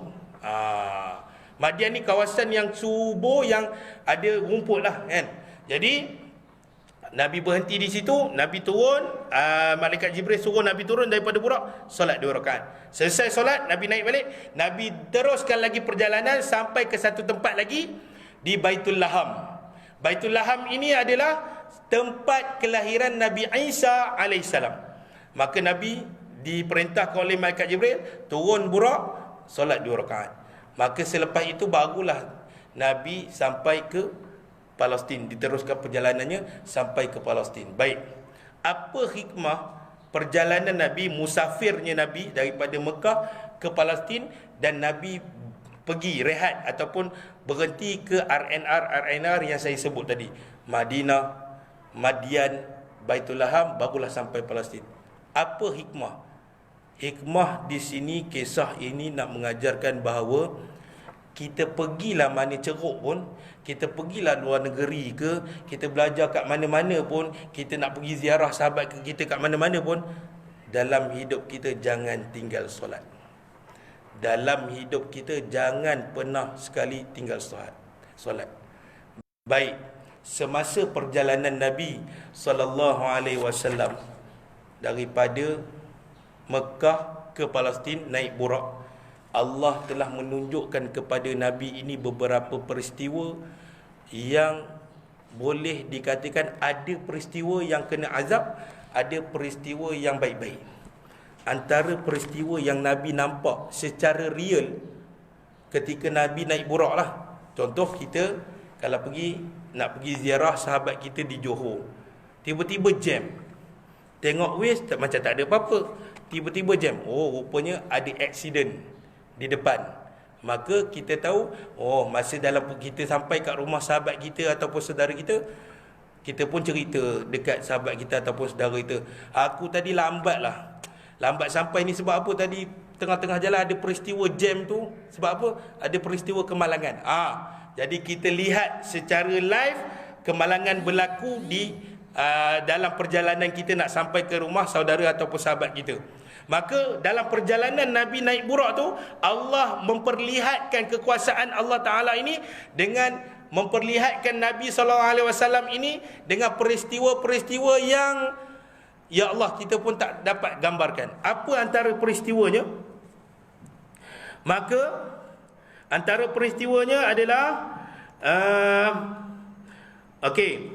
dia kata peristiwanya, dan ketika Nabi berjalan menaiki Buraq, Nabi di dalam perjalanan itu Nabi terbau satu bau yang harum sangat, yang bau yang sangat comel lah bau tu, bau tu yang sangat wangi sangat-sangat. Maka Nabi kata kepada malaikat Jibril, ya Jibril, bau apa ni? Ni dalam kitab, kalau tuan-tuan boleh cari dalam kitab Kifayatul Muhtaj, menceritakan tentang Isra' saja, Isra' wal Mi'raj. Maka kita lajukan sikit. Maka Nabi terbau bau yang harum. Maka Nabi tanya kepada kawan rapat Nabi, iaitu malaikat Jibril alaihissalam. Maka malaikat Jibril kata, ini adalah bau Masyitah, iaitu tukang sikat Fir'aun. Kenapa keluarnya bau-bau yang harum daripada kubur Masyitah ni? Sebab Masyitah ketika dia melakukan tugasnya sebagai penyikat rambut, maka satu hari tu sikat dia jatuh. Ni dalam Al-Quran pun ada cerita. Sikat dia jatuh, maka bila mana dia nak ambil sikat tu balik, dia sebut Bismillah, Maha Suci Tuhan Allah. Bila dia sebut tu, terdengarlah anak Fir'aun dengar apa yang dia cakap tu. Maka anak Fir'aun ni kata, hai Masyitah, tadi aku dengar kau sebut satu perkataan yang menyatakan kau ada Tuhan lain, iaitu Allah, kan? Allah. Adakah, dia tanya lagi, adakah engkau mempunyai Tuhan selain pada bapa aku? Kan Fir'aun dia naik kat tempat tinggi, dia sebut, wahai kaumku, mengakulah aku ini sebagai Tuhan. Dia kata, Fir'aun laknatullah alaih, kan? Dia kata macam tu. Maka Masyitah pun kata, bahkan lebih daripada itu, aku beriman dengan Allah Subhanahu Wa Taala. Maka daripada kisah itulah yang panjang, maka disebabkan penyebab keluarnya bau harum daripada kubur Masyitah ini, nak ceritakan kepada kita apa dia? Masyitah ini dia mempertahankan akidah dia, iaitu akidah beriman dengan Allah Ta'ala, bukan beriman dengan Fir'aun laknatullah. Baik, yang kedua, peristiwa yang berlaku pada perjalanan Nabi SAW, iaitu Nabi diteruskan perjalanan itu. Ketika naik burak, Nabi ternampak, iaitu satu kaum yang memecahkan kepala mereka itu. Tiap-tiap kali kepala mereka dipecah, takdir Allah menyambungkan, Allah memperbetulkan, Allah memperbaiki, Allah mencipta semula kepala mereka yang pecah, dan mereka berulang kalilah, bila Allah elokkan balik kepala mereka dipecahkan lagi. Bila pecah, Allah elokkan balik, lepas tu dipecahkan lagi oleh satu malaikat yang mengawasi mereka, iaitu tugas malaikat itu, dia ambil batu besar, dia hentakkan batu besar itu ke atas kepala-kepala kaum ini. Lalu Nabi tanya malaikat Jibril, ni kaum macam mana ni? Lalu malaikat Jibril kata, maka katanya mereka itulah yang memberatkan kepala mereka itu untuk sembahyang. Mereka ni, malaikat Jibril kata, mereka yang tidak seumur hidup mereka tidak melakukan solat 5 waktu, solat fardu, menyembah Allah Subhanahu Taala. Maka Allah tunjukkan kepada Nabi azab orang yang tak pernah solat semasa hidupnya. Dengan cara macam mana? Ada satu malaikat jaga kaum ni, jaga manusia ni. Azab dia macam mana? Malaikat itu ambil batu yang besar, menghentakkan kepalanya, lalu pecah kepala kaum ini. Maka bila pecah, Allah cipta baru balik kepala mereka, maka dihentakkan lagi berulang kali sehingga habis azab dia. Kalau dia orang kafir, lagi lama lah, memang kekal abadi dalam neraka. Kalau orang Islam, selagi mana banyak dia tinggal solat, lagi itulah azab dia. Okey, yang ketiga, apa lagi peristiwa yang Nabi lihat? Okey, Nabi lihat ada satu kaum yang umpamanya ada satu daging di dalam bekas yang dimasak elok, dan ada satu daging yang busuk. Maka mereka itu makan daging yang mentah, yang busuk itu. Lagi busuk itu, dan ditinggalkan daging yang masak. Maksudnya kaum itu dia tak ambil daging yang dimasak elok, tapi dia ambil daging yang busuk. Maka tanyalah Nabi SAW, apa ni Jibril? Wahai Jibril, apa kena pula dengan kaum ni? Maka kata Jibril AS, inilah lelaki dari umat Tuan hamba. Jibril kata, wahai ya Rasulullah, ini kaum kamu daripada umat kamu, iaitu dari kalangan seorang lelaki daripada umat Tuan hamba. Ada perempuan yang halal, iaitu isterinya, tetapi mereka ini meninggalkan isterinya dan mereka mencari perempuan lain untuk berzina. Dan seorang perempuan yang ada lelaki yang halal, iaitu suaminya, mereka tinggalkan suaminya dan mereka mencari lelaki lain untuk berzina. Maka inilah Jibril kata, orang-orang yang berzina, mereka akan diazab oleh Allah Ta'ala. Mereka makan, diberi makanan-makanan yang busuk, iaitu daging-daging yang busuk. Baik, kata sabda Nabi lagi, ada beberapa lagi yang peristiwa yang Allah tunjukkan kepada Nabi, iaitu kemudian bila mana Nabi teruskan perjalanan menaiki burak itu, maka Nabi ternampak ada satu kaum yang mana kuku mereka itu dicipta oleh Allah Ta'ala daripada tembaga. Maka mereka menggunakan kuku mereka yang Allah ciptakan daripada tembaga yang tajam. Mereka menggaru-garu mereka itu akan mukanya. Mereka ambil kuku mereka tu, mereka garu sampai keluar darah, sampai menanah semua. Dan mereka menggaru juga di bahagian dada, merobek habis dada mereka, hingga keluar daging dan darah. Maksudnya garu sungguh-sungguh. Kita kalau kuku tajam sikit, kita gatal, nyamuk gigit, kita garu mesti berdarah. Tapi ini azab Allah Ta'ala kepada satu golongan. Maka Okey, keluar daging darah. Tiap-tiap yang digarunya, tiap kali garu keluar darah banyak. Maka kembali pula seperti sedia kala. Bila mana dah keluar darah banyak, Allah cipta yang baru, mereka garu lagi. Allah cipta yang baru, mereka garu lagi. Maka tanyalah Nabi kepada Jibril alaihissalam, "Ya Jibril, siapakah mereka itu?" Maka kata malaikat Jibril, "Inilah mereka yang memakan akan daging manusia dengan mengumpat dan menjatuhkan pada manusia lain ini, ataupun memalukan orang lain." Maksudnya mereka ini yang sentiasa mengumpat semasa hidupnya, memfitnah, menghina, mengkeji orang, dan sehingga orang yang diejek tu satu kampung percaya dengan fitnah dia ni, malu si dia tu. Ini azab yang Allah tunjukkan. Baik. Okey, itu antara yang yang diperlihatkan oleh Allah Subhanahu Wa Taala kepada baginda Nabi sallallahu alaihi wasallam. Baik, adapun benda-benda ini semua terjadi dalam keadaan Nabi berjaga. Peristiwa Isra' wal Mi'raj ini bukanlah peristiwa dalam hayalan ataupun mimpi Nabi, tapi Nabi dalam keadaan jaga. Baik, kita sambung sikit.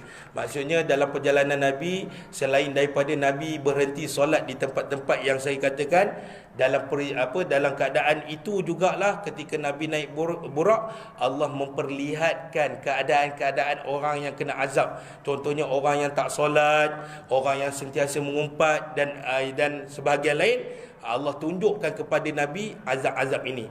Maka ini sebagai satu peringatan kepada kita. Jangan dalam hidup kita ini sesekali hendak ataupun saja-saja meninggalkan solat.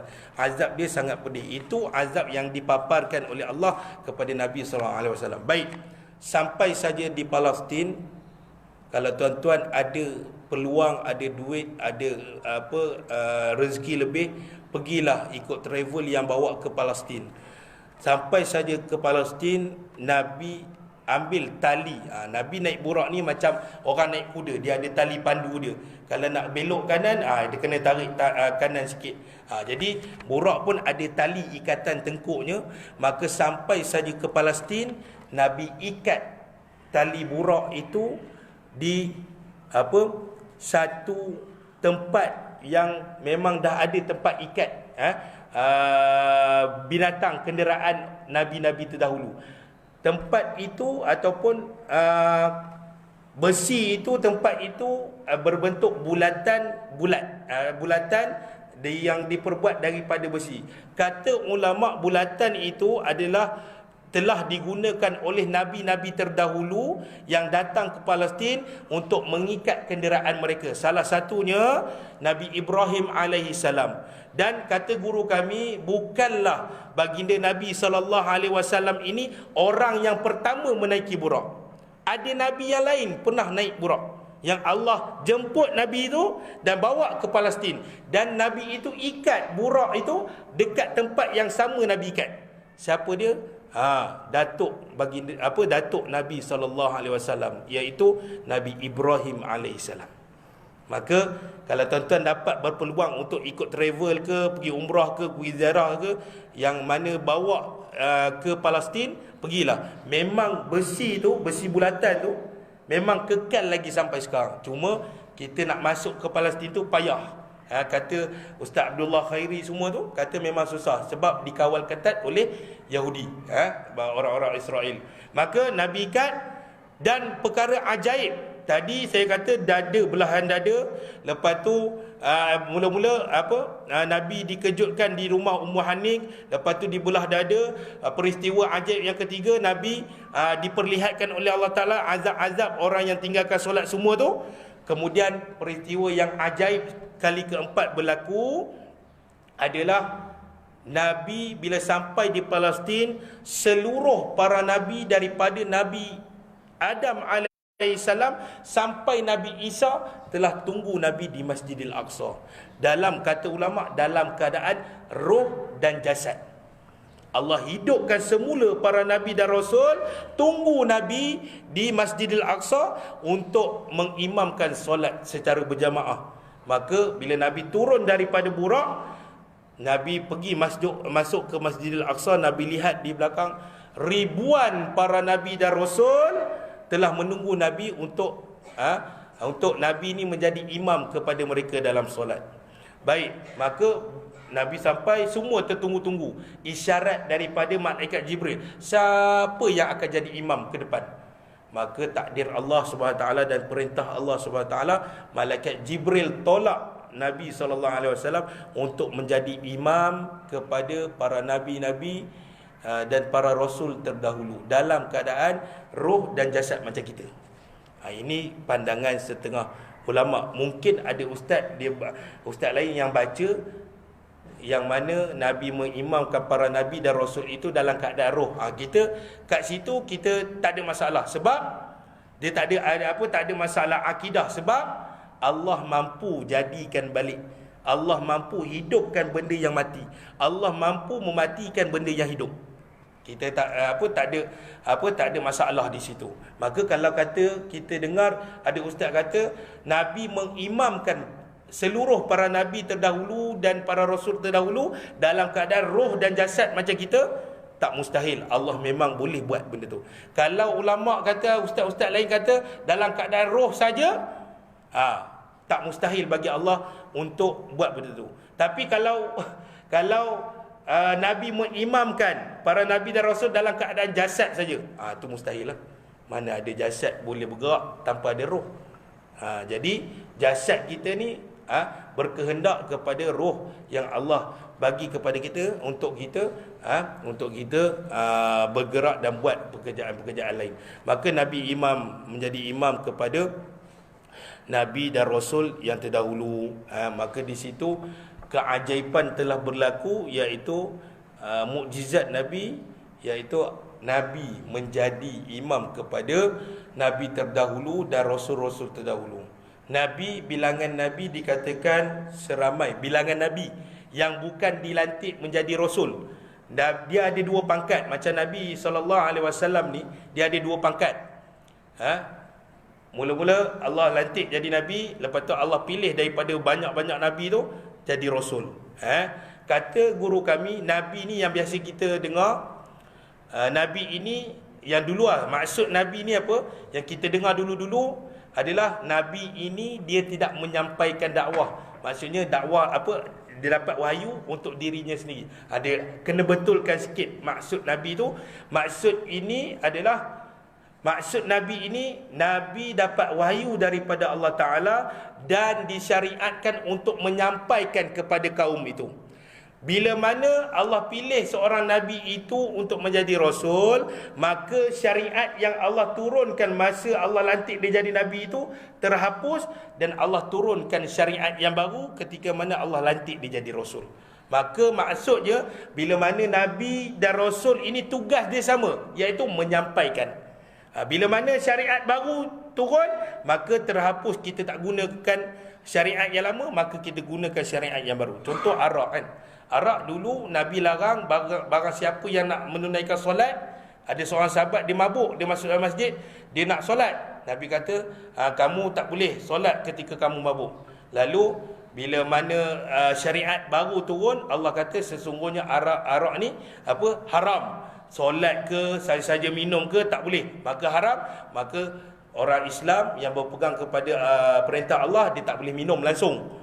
Maka syariat lama yang asalnya hanya solat saja tak boleh minum arak, ketika nak solat kamu jangan mabuk. Tapi bila Allah turun perintah baru, maka kamu nak solat ke, kamu tak nak solat ke, dalam keadaan biasa ke, memang tak boleh minum arak. Baik, sampai di situ Nabi solat berjemaah bersama para Nabi. Bilangan Nabi dikatakan sebanyak 124,000. Okey. Dan daripada 124,000 itu, Allah pilih sebanyak dikatakan 313 untuk menjadi Rasul. Daripada, tengok, kita nak tunjuk kemuliaan baginda Nabi SAW ni. Daripada 313 itu, yang paling hardcore lah, yang paling famous ataupun yang paling banyak kena ujian ni adalah Allah pilih dan Nabi, ulama suruh kita hafal seramai 25 orang. 313 tu tak mampu kita nak bahaskan. Maka 25 orang wajib kita hafal dan kita tahu kisah mereka. Daripada 25 orang, Allah pilih 5 orang saja untuk dijadikan Nabi dan Rasul yang ulul azmi. Ulul azmi ni apa? Maksudnya 5 orang Nabi yang memang teruk kena ujian daripada kaumnya, tak nak ikut. Macam contoh Nabi Yunus, dia hidup sampai 900 tahun, tapi yang ikut dakwah dia hanya beberapa belas orang saja. Hidup 900 tahun, 900 lebih tahun, tapi yang ikut hanya beberapa belas orang saja. Itu yang menyebabkan Nabi Yunus dia ikut orang naik ke kapal dan Allah takdirkan dia dihumban dalam laut, maka ikan nun, ikan paus tu telan dia. Maka di situ Allah tarbiyah Nabi Yunus. Ni contoh. Maka daripada 25 orang, Allah pilih 5 orang saja untuk jadi ulul azmi. Dan daripada 5 orang Nabi dan Rasul yang ulul azmi ni, Allah pilih seorang saja untuk Allah jadikan padanya peristiwa Isra' wal Mi'raj. Daripada 5 orang tu yang penuh dengan ujian yang sangat berat, maka Allah pilih seorang dia yang Allah muliakan dia, iaitu baginda Nabi SAW. Maka sampai di Palestin, Nabi dah diimamkan kepada seluruh para Nabi dan Rasul terdahulu. Maka tibalah perjalanan kedua Nabi. Tadi perjalanan darat, ni sekarang Mi'raj. Mi'raj ni perjalanan Nabi dari muka bumi naik ke langit. Baik, langit ni Allah cipta sebanyak 7 lapis. Dalam Al-Quran Allah memberitahu Allah ciptakan langit ini selama 6 hari. Ada orang yang mulut celupar, dia katakan, Allah kan maha kuasa, kenapa Allah nak buat lambat-lambat langit dengan bumi ni selama 6 hari? Kenapa Allah tak buat sehari je? Kenapa Allah tak buat sesaat je? Itu mulut-mulut yang celupar. Dia mengkritik. Kenapa Allah tak boleh buat macam tu kan? Umpama dia mengkritik kekuasaan dan kehebatan Allah Taala. Allah membuat langit dan bumi selama 6 hari. Hikmahnya, pengajaran yang kita boleh dapat apa dia? Allah nak ajar kita setiap perbuatan amalan ibadah kita kena buat dengan teliti. Kita solat, bila kita solat kita kena faham hukum dia. Hukum dia apa? Bila dalam solat kita kena tahu sungguh-sungguh apa syarat yang syarat sah solat.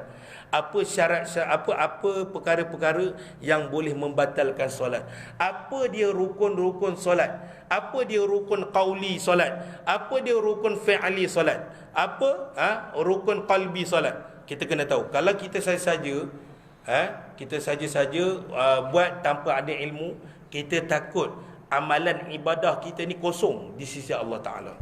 Maka Allah buat langit dan itu selama 6 hari bukan kerana Allah tak mampu, tapi Allah nak tunjuk telitinya Allah Ta'ala buat satu persatu. Baik, Nabi nak naik ke atas sebanyak 7 lapis. Maka ulama mengatakan perjalanan daripada muka bumi nak sampai kepada langit yang pertama. Kalau tuan-tuan kejap lagi balik, dongak ke langit, tuan-tuan nampak biruan, hari ni panas, kuranglah awan kan. Tuan-tuan nampak di atas langit warna biru. Itu bukan langit. Langit ini perjalanan daripada bumi nak sampai kepada lapisan pertama. Ulama mengatakan kiraan dia memakan masa 500 tahun. Daripada langit kedua nak sampai ke langit langit pertama, kedua, begitulah 500 tahun sampailah ke langit ketujuh. Tapi perjalanan yang terjadi kepada baginda Nabi SAW, Nabi boleh pergi dan balik dalam suku malam, bukan satu malam. Kalau satu malam, daripada pukul 7 tadi nak gelap dah sampai subuh, itu satu malam. Tapi perjalanan Nabi yang terjadi kepada Nabi ini suku malam. Kita buat kiraan macam ni. Suku malam yang pertama adalah di antara pukul 7 dah gelap sampailah dalam pukul 10. Itu suku yang pertama. Suku yang kedua antara pukul 10 sampailah pukul 1 ataupun pukul 2 pagi. Suku ketiga daripada pukul 2 sampailah habisnya gelap di muka bumi ni. Tu. Jadi perjalanan Nabi ini, kata ulama, perjalanan Nabi adalah suku malam. Tak kira lah salah satunya. Mungkin antara pukul 7 sampai pukul 10, ataupun pukul 10 sampai pukul 2, ataupun pukul 2 sampai hilangnya gelap. Itu antara tu. Salah satunya. Bukan satu malam. Satu malam dari pukul 7 sampai hilangnya gelap. Itu satu malam. Maka hebatnya yang terjadi kepada baginda Nabi SAW, maka perjalanan pergi dan balik dalam suku malam. Dalam suku malam kiralah 7 nak sampai ke pukul 10, 11 dalam 4 jam, 3 jam macam tu. Tapi Nabi nak jalan, Allah memperjalankan Nabi daripada Palestin, Mekah ke Palestin, lepas tu Palestin naik sampai ke langit ke-7, sampai ke penghujung jalan iaitu Sidratul Muntaha dalam suku malam. Saya pernah buat umrah daripada Jordan nak pergi ke Mekah, makan masa 20 jam. Bayangkan 20 jam. Tapi Nabi, bayangkanlah, roket kalau naik ke atas pun tak sampai ke langit yang pertama. Sebab perjalanan daripada bumi nak sampai ke lapisan yang pertama 500. Lapisan pertama nak sampai kepada lapisan kedua 500 tahun. Ini kata ulama. Maka Nabi naik tingkat yang pertama. Di situ ada Nabi yang jaga di situ, iaitu Nabi berjumpa dengan Nabi Adam AS. Kalau tuan-tuan nak ingat formulanya, kata guru kami Ustaz Muhaddir Jul yang selalu masuk dalam Maulid Aikim, Radio Aikim, tuan-tuan nak ingat perkataan ni. Setiap lapisan langit ini dijaga oleh Nabi. Ada Nabi-Nabi dia. Ingat perkataan ni. Yahuma. Yahuma. Alif, Ain, Ya, Alif, Ha bulat, Mim, Alif. Yahuma. Okey. Lapisan yang pertama, Nabi berjumpa dengan Nabi Adam. Yang kedua, lapisan yang kedua, Ain, iaitu Nabi berjumpa dengan Nabi Isa AS. Lapisan yang ketiga, Nabi berjumpa dengan Nabi Yunus AS. Yang ketiga, Nabi ini, Nabi yang pertama Nabi Adam, yang kedua Nabi Isa, yang ketiga Nabi Yunus, yang keempat Nabi Idris AS. Yang kelima, Nabi berjumpa Nabi berjumpa dengan Nabi Harun AS. Yang ke Mim, Nabi berjumpa. Yang keenam, Nabi berjumpa dengan Nabi Musa AS. Dan yang terakhir, Nabi berjumpa dengan Nabi Ibrahim AS. Ni setiap langit ni kalau dibahaskan panjang lagi. Jadi Nabi berjumpa. Setiap langit itu dijaga oleh Nabi yang diperintahkan oleh Allah Ta'ala untuk menjaga langit itu.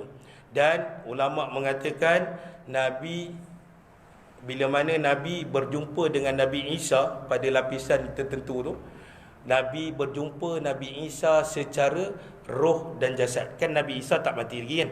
Jadi Nabi berjumpa dengan Nabi Isa tu dengan roh dan jasad macam kita. Macam tuan-tuan tengok saya tengok tuan-tuan. Baik, selesai. Nabi naik dari satu lapis ke satu lapis dengan menggunakan apa?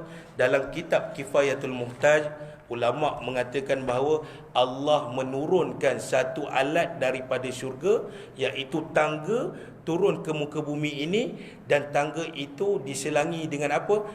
Diselangi emas dan perak. Emas, perak, sampailah ke langit ke-7. Bila mana sampai ke langit 7, Nabi dikatakan berhenti. Selepas saja langit ke-7, Nabi berhenti di satu tempat yang bernama Baitul Ma'mur. Baitul Ma'mur ni bukan tempat rehat lah, tapi tempat kejap rehat. Macam itulah umpamanya. Dan ulama mengatakan jikalau ada satu batu yang jatuh daripada Baitul Ma'mur, jatuh ke muka bumi, dia akan jatuh tepat di atas Kaabah. Kedudukan Baitul Ma'mur yang duduk di atas langit 7, maksudnya langit ke-7, atas dia Baitul Ma'mur. Kata ulama umpamanya macam ni.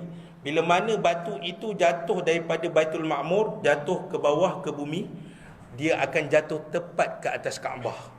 maksudnya tidak ada ragu-ragulah kita untuk perintah Allah untuk kita solat menghadap ke arah kiblat. Rupanya itu satu kemuliaan yang Allah turunkan, yang Allah jadikan kepada umat Islam. Maka itu kata ulama. Maka Nabi pun bila dah duduk sekejap di Baitul Ma'mur, ada ulama yang mengatakan bahawa Baitul Ma'mur itu duduk di dalam langit yang ketujuh. Tak kisahlah. Jadi itu perbuatan Allah Ta'ala. Allah nak cerita kat mana-mana pun, itu harus bagi Allah Subhanahu Wa Ta'ala. Maka bila mana sampai di situ, Nabi diperintahkan oleh Allah Subhanahu Wa Ta'ala untuk duduk ataupun untuk melepasi satu tempat yang dipanggil Sidratul Muntaha. Apa maksud Sidratul Muntaha? Kata ulama, sidrah ini satu pokok yang besar yang dijadikan sebagai inilah satu penanda yang mana satu perjalanan yang selepas itu tidak ada makhluk lain yang mampu masuk ke tempat itu. Kata ulama, kata guru kami, Sidratul Muntaha besarnya macam mana? Akarnya tertanam di langit ke-6. Akar yang dikatakan Sidratul Muntaha, dia sejenis pokok. Akar dia itu tertanam pada langit ke-6. Saya kan kata tadi, perjalanan daripada bumi nak sampai lapisan pertama nak sampai ke lapisan kedua, sampailah lapisan ketujuh, memakan masa setiap lapisan itu 500 tahun. Akar Sidratul Muntaha, yang dikatakan Sidratul Muntaha ini pokok, akar dia terletak di langit ke-6. Ini dalam kitab ada Kifayatul Muhtaj, ulama kita. Dan hujung pokok itu terletak di langit yang ketujuh.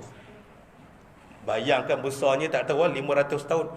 Kita tengok yang pokok yang dah hidup lama di dalam hutan yang besar pun, kita pun rasa gayat. Bila kalau kata kita suruh naik ke atas pun, kita dah rasa gayat dah. Sebab terlalu tinggi pokok yang dalam hutan tu. Dah lama hidup, besar. Kita nak peluk pun tak boleh. Kena ramai 10 orang, 20 orang baru boleh peluk pokok tu. Ni Sidratul Muntaha yang Allah ciptakan, yang kita pun tak boleh bayangkan macam mana keadaan tu. Jadi ulama menceritakan akar dia duduk di langit yang ke-6 dan hujung pokok itu duduk di langit yang ke-7. Maka besar ciptaan Allah Taala. Maka bila mana duduk di Sidratul Muntaha, maka malaikat surrender dengan Nabi. Malaikat tanya, "Ya Jibril, tadi Allah perjalankan kita daripada Mekah ke Palestin, lepas tu sampailah ke langit 7, kau teman aku." Ni dalam hadis Nabi yang mafhum macam ni. Jadi kenapa sekarang ni aku dah duduk kat Sidratul Muntaha ni, kau tak nak teman aku? Macam kita lah kan. Ada sahabat baik, jom kita ajak je, dia ikut. Dia ajak pun kita pergi. Jadi kawan baik. Maka sampai Sidratul Muntaha, hadis Nabi sebut, maka Jibril pun kata, aku tak boleh. Tidak ada makhluk yang akan menemani kamu dan tidak akan boleh masuk ke tempat yang kamu duduk sekarang. Pergilah engkau, wahai Rasulullah yang mulia. Kalau aku masuk, pastinya aku akan terbakar. Maknanya Allah nak ubat hati Nabi yang sedih. Sebab apa sedih? Sebab Nabi kehilangan bapa saudaranya Abu Talib dan kehilangan isterinya dengan cara macam ni. Jadi bila mana sampai Sidratul Muntaha, Nabi seorang-seorang, Nabi munajat kepada Allah Ta'ala. Di situlah Allah datangkan kepada Nabi bukan syariat solat. Syariat solat, kalau kita kata Nabi dapat di situ syariat solat, tadi Nabi solat 2 rakaat setiap tempat tu macam mana? Nabi duduk di Sidratul Muntaha bukan dapat syariat suruh solat, tapi Nabi dapat syariat perintah daripada Allah waktu solat. Sebelum ni Nabi tak tahu waktu subuh apa dia, waktu zuhur apa dia, waktu asar apa dia, nak solat sebelah malam ada 2 lagi waktu.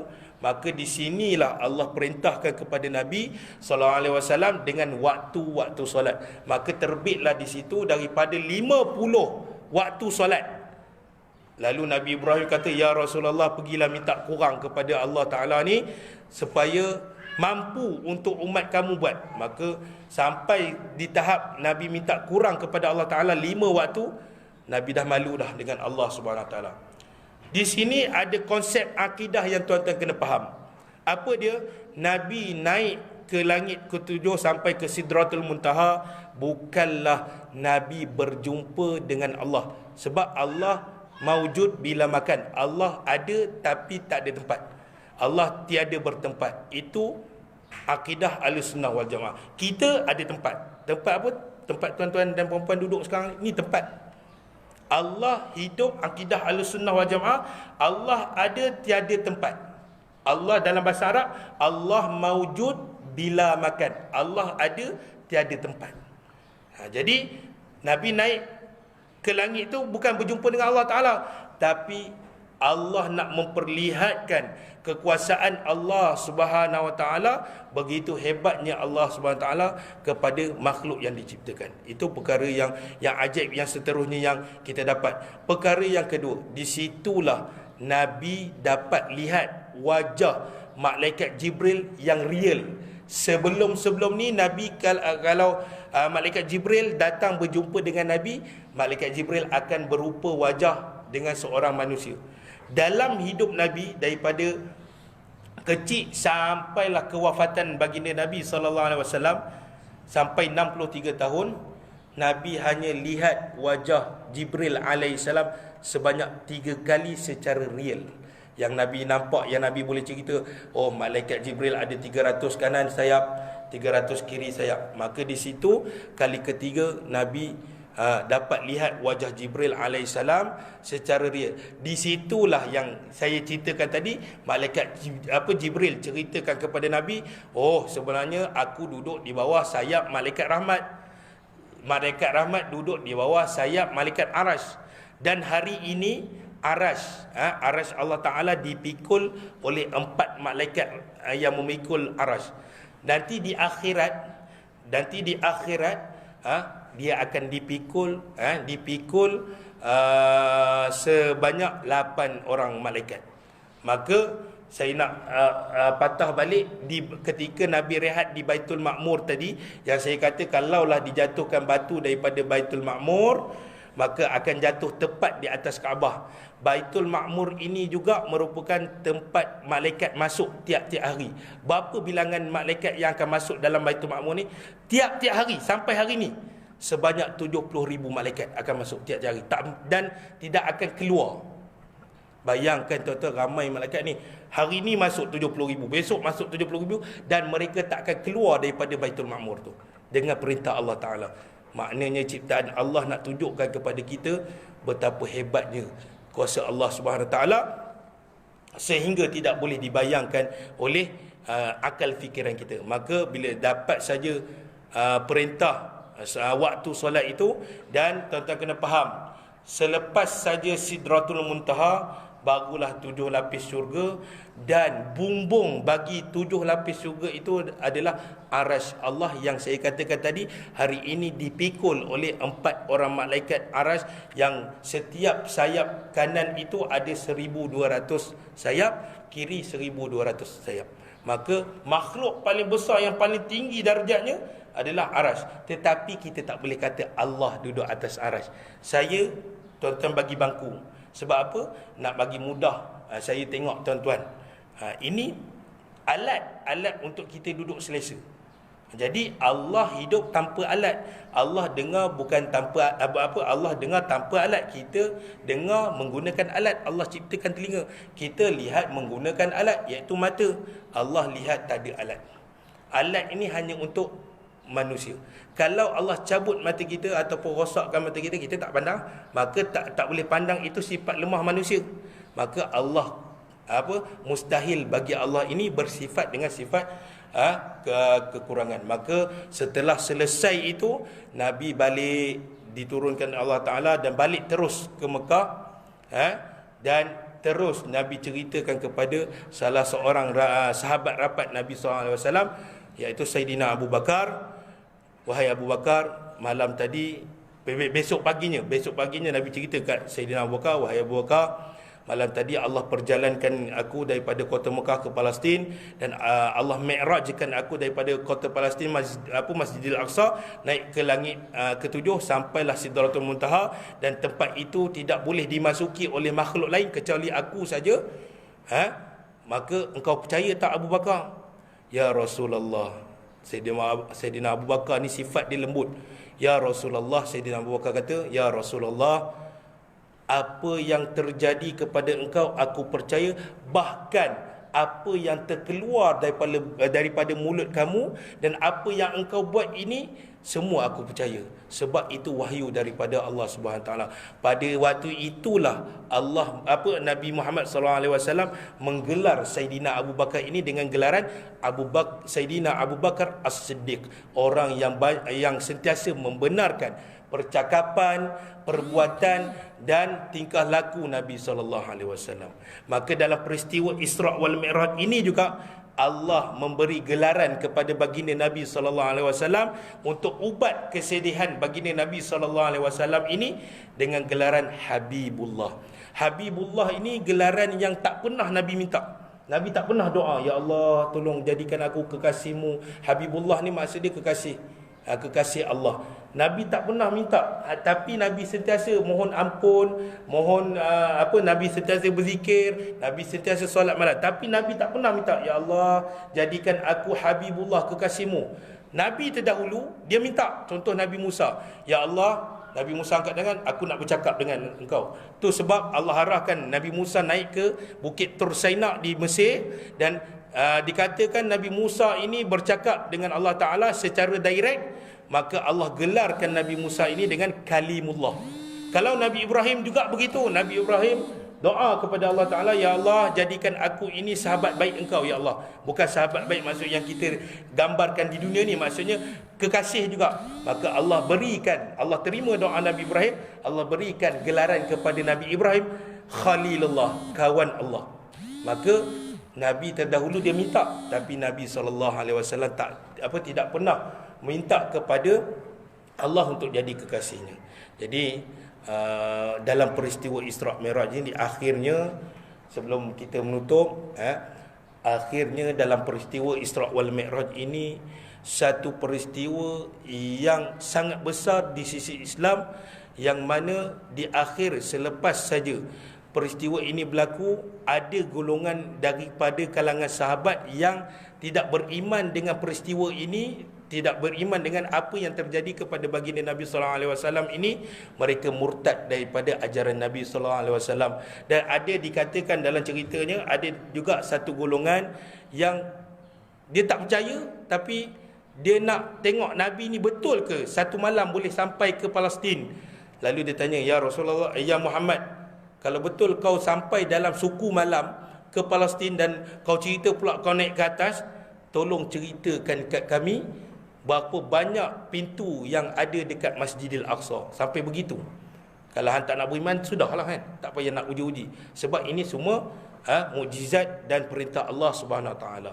Maka hikmah daripada peristiwa Isra' wal Mi'raj ini ialah secara kesimpulannya, Nabi dan Allah Subhanahu Wa Taala ini nak ajar kepada kita, setiap perbuatan itu perlulah didatangi dengan sifat tawadhu'. Tawadhu' ini adalah rendah diri kepada Allah Subhanahu Wa Taala.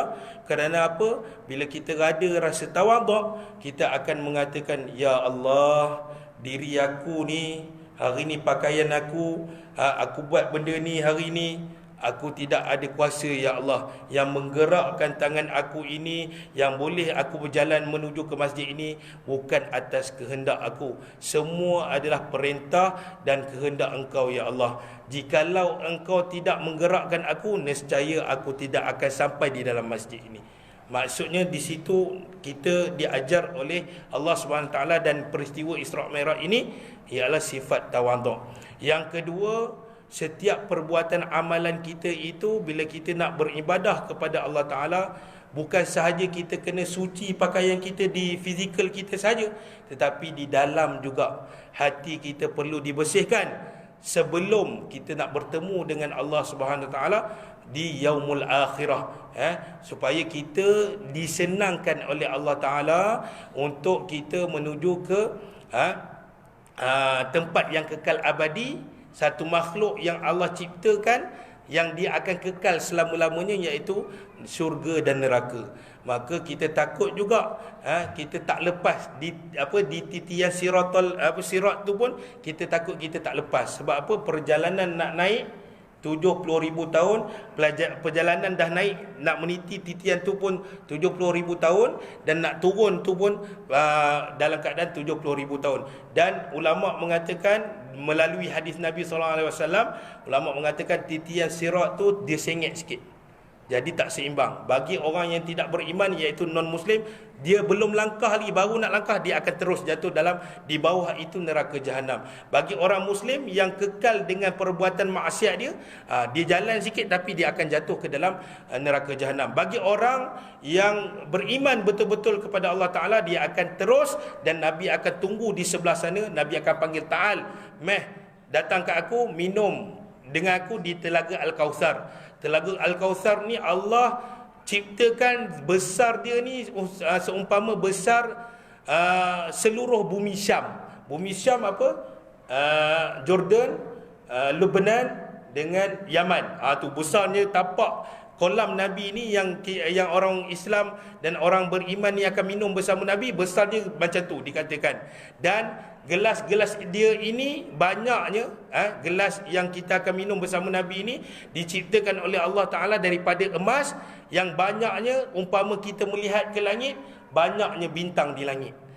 Tak terbilang bintang yang di langit pun kita tak terbilang. Bahkan yang cawan yang diciptakan oleh Allah Ta'ala di telaga itu pun kita tak tahu berapa banyaknya. Maksudnya nak ciptakan banyak. Maka insya-Allah daripada peristiwa Isra' wal Mi'raj ini, kita doakan kepada Allah Ta'ala semua yang hadir ini, semua yang datang ini dan yang tak hadir, dari kalangan keluarga kita, adik-beradik kita, saudara mara kita, jiran-jiran kita, mendapat juga keberkatan di dalam bulan yang penuh keberkatan, di dalam peristiwa yang terjadi kepada baginda Nabi SAW ini.